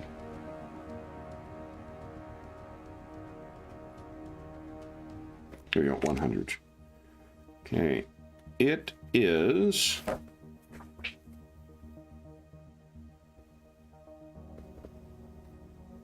That's 110. Come on, Madison. Sheepers. Here we go. Aqua Garanus can. Each drop restores 1 toughness and restores 1 condition. A sphere, which is 100 drops of Aqua Garanus. If you take 100, you get to restore all toughness, removes all conditions, and allows you to clear 1 space on the wound track. Wow. How many drops do you guys have? I don't. I just drank 5. Yeah, I've got 19 left. Oh, okay. So, but you could restore on a 1-for-1. You can restore your toughness with it, though. Yeah, where do you see your... It's drops, I believe it's at the bottom of your character sheet. It has drops, files, and spheres. Oh, it's I on the 65 currency. drops. Yeah, under currency. That threw me. 65 drops. So but then I had 10 from the dinner. So that's all I've been using for 10 from the dinner. Okay. And you've got quite a bit, I think, still. Yeah. I had 65 more. Ooh, close to having a sphere. So what would you like to do? You want to restore? You could still restore your toughness, even you're wounded. You can still restore your toughness, though, if you like. Yeah, I think she'll drink a little extra. here to get it full. Okay.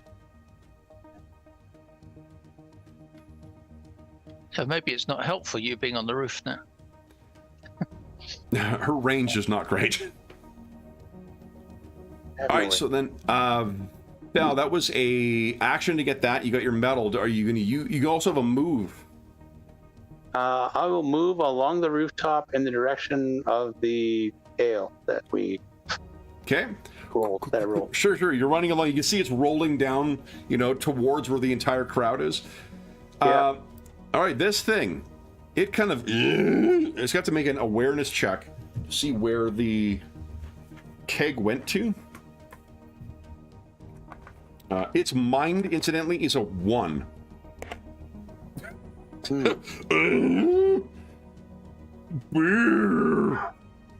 I'll just spend a medal to try and spot it. Beer gone! And then its last is going to randomly walk. All right, it starts stomping in a direction away from where the beer is going. But it seems pissed off. Mal, what are you doing? Pissed off a Gargan. That's a great way to end the set. Yeah.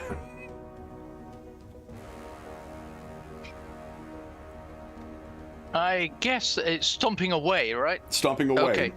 So I will, with one action, go down and grab that keg. Okay. And with the other, I will whisk it over to the brewmaster. Okay. We'll say we're past our quick time here, so why don't we just we'll wrap up the adventure with you guys delivering it. As soon as he hears that there is a booze-hungry gargant in the area, him and all of his Dwarden are gonna charge with you to go and hunt down that thing. So he's a tough bugger, that thing. So what he is able to do, would you give us, Vel, a quick, your last thing will be to give us a toughness, or is it toughness or fortitude? Fortitude? Fortitude. Yeah, give us a fortitude check, please. Difficulty 4.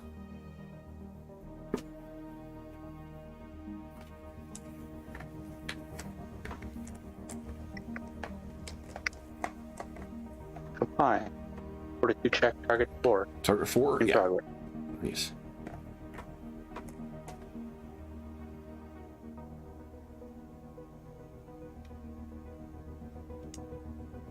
Two successes. So what he insists on you glugging down another of his ale, and because you're able to handle it, you have 1 point of your wounds restored, and you restore all toughness. That's a special ability he has as a brewmaster. Sweet. Yeah, so you would not be going in injured. So, guys, we'll get to the outro in a second. This is your first time playing Soulbound. What was your nutshell takeaway? Yeah, it's good. Like it. It's a bit more heroic. That's nice. Yeah. And you imagine with more people, you've got, well, like a larger party, you've got, and not a, what do you call it, Stormcast Eternal, you have more Soulfire to play with as well, and you would have set your own individual short-term goals, long-term goals, your party goals, like it would be not quite as railroaded. No, I liked it. It's good. Yeah?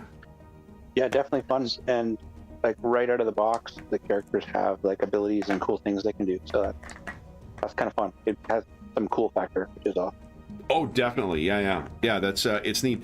I need to take a closer look at the narrative metacurrency, because it's like it really feels like the Stormcast Eternals get a lot of fucking cool stuff, but it's tough not having access to that Soulfire.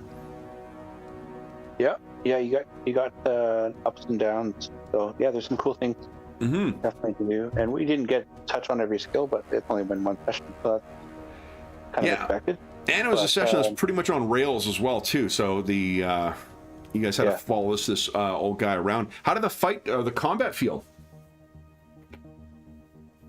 A bit. Well, it depends on what we were fighting. So it swung from easy minion squashing to, oh my god, I just got killed in 2 shots.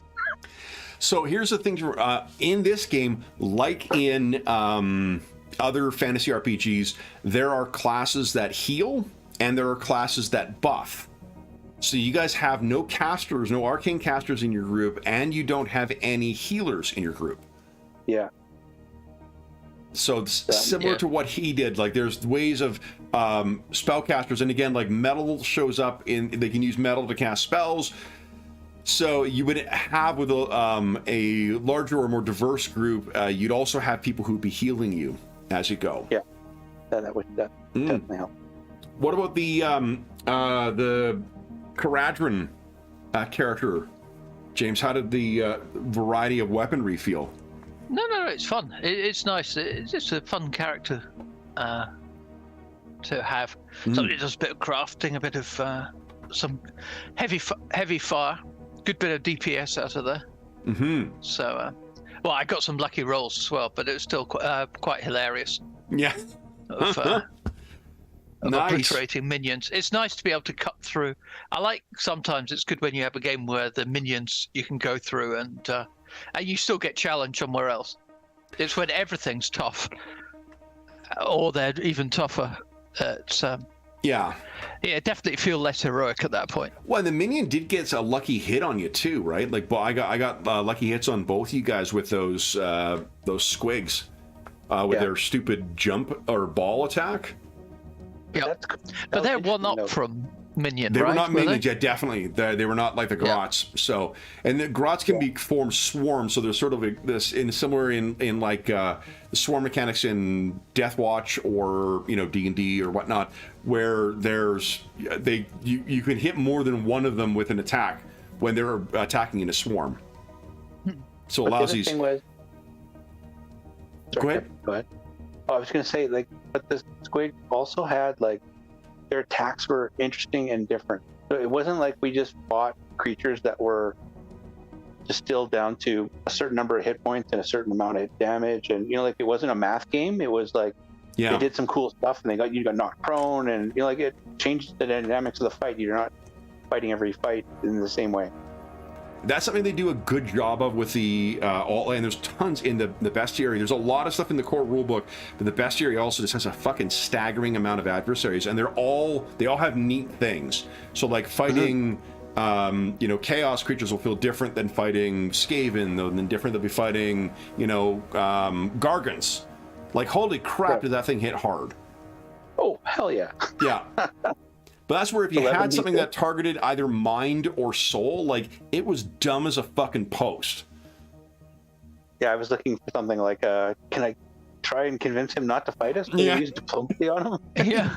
Definitely could try, yeah, because he'd be resisting with his mind, which is absolute garbage.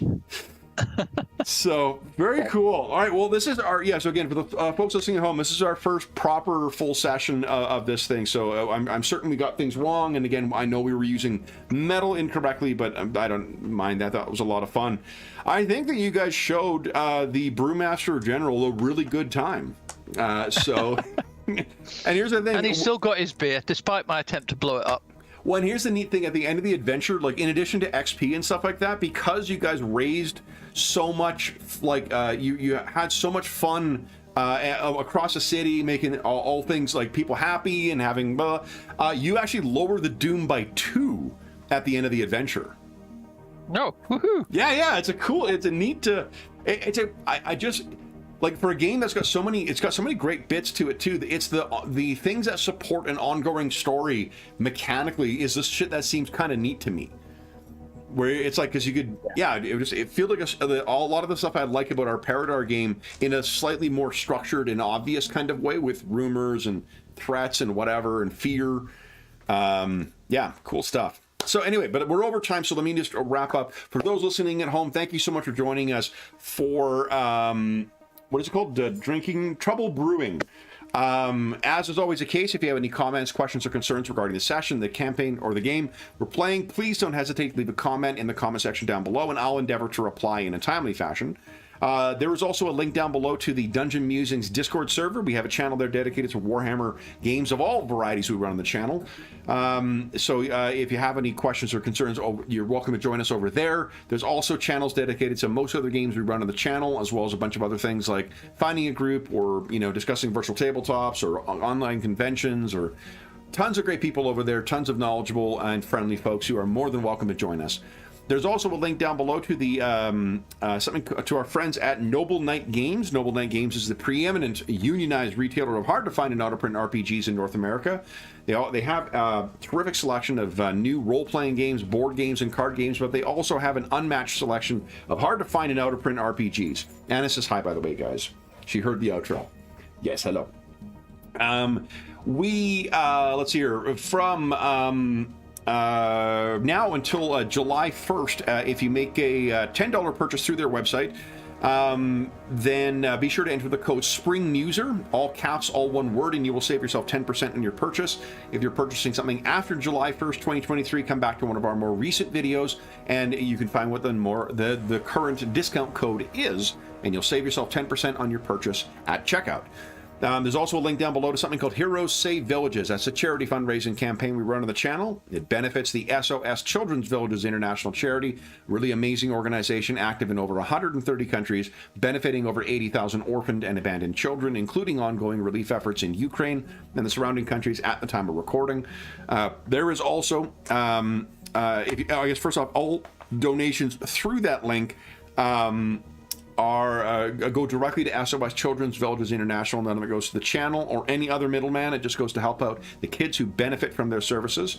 And as a small way of saying thank you, if you donate $10 or more since June 1st, 2023, head on over to the Charity Initiatives channel on the Dungeon Musings Discord server, and you'll be able to vote on the next of our year-long charity campaign, the Year of Ill Omens. Donors thus far have shaped the first half of that campaign, the first 3 sessions to determine the game we're using, the setting, the time period, the types of heroes we're playing. We're going to do that for the last 3 sessions of the year, so $10 through that website will give you a chance to not only help out some kids, but also shape the last half of our year-long Year of Ill Omens charity campaign. If you donate $25 or more, you'll have a chance to win the grand prize or one of the other great prizes in our next charity raffle, but we'll have more information about that closer to the end of the year, because that's when the next draw will be. Last thing I will say tonight is we were down 5 or 4 players for Kingmaker today. So I asked these guys, is there, here's some ideas I have for this. So a huge thank you. I hate wasting a Friday night games. James and Dave, and James especially, sitting up to ungodly hours, getting up to play a pickup game. Thank you so much for playing. I really wanted to see Soulbound at the table before our gaming marathon properly, and I had a fucking blast preparing and running this one. So thank you so much for playing, guys. Oh, thank you. Then for those listening at home, we will be back, if you're listening live, in 2 weeks' time for our Kingmaker. We have a hot date with a bunch of giant crabs and an owlbear and a rushing river. So we'll be back then, but until then, we hope that we gave you a few hours to take your mind off the troubles of our world and see what troubles our heroes are uncovering in the dark streets of Bright Spire. Bright Spire? Bright Spear. Bright Spear. And until we see you again, stay safe, stay healthy, and happy gaming.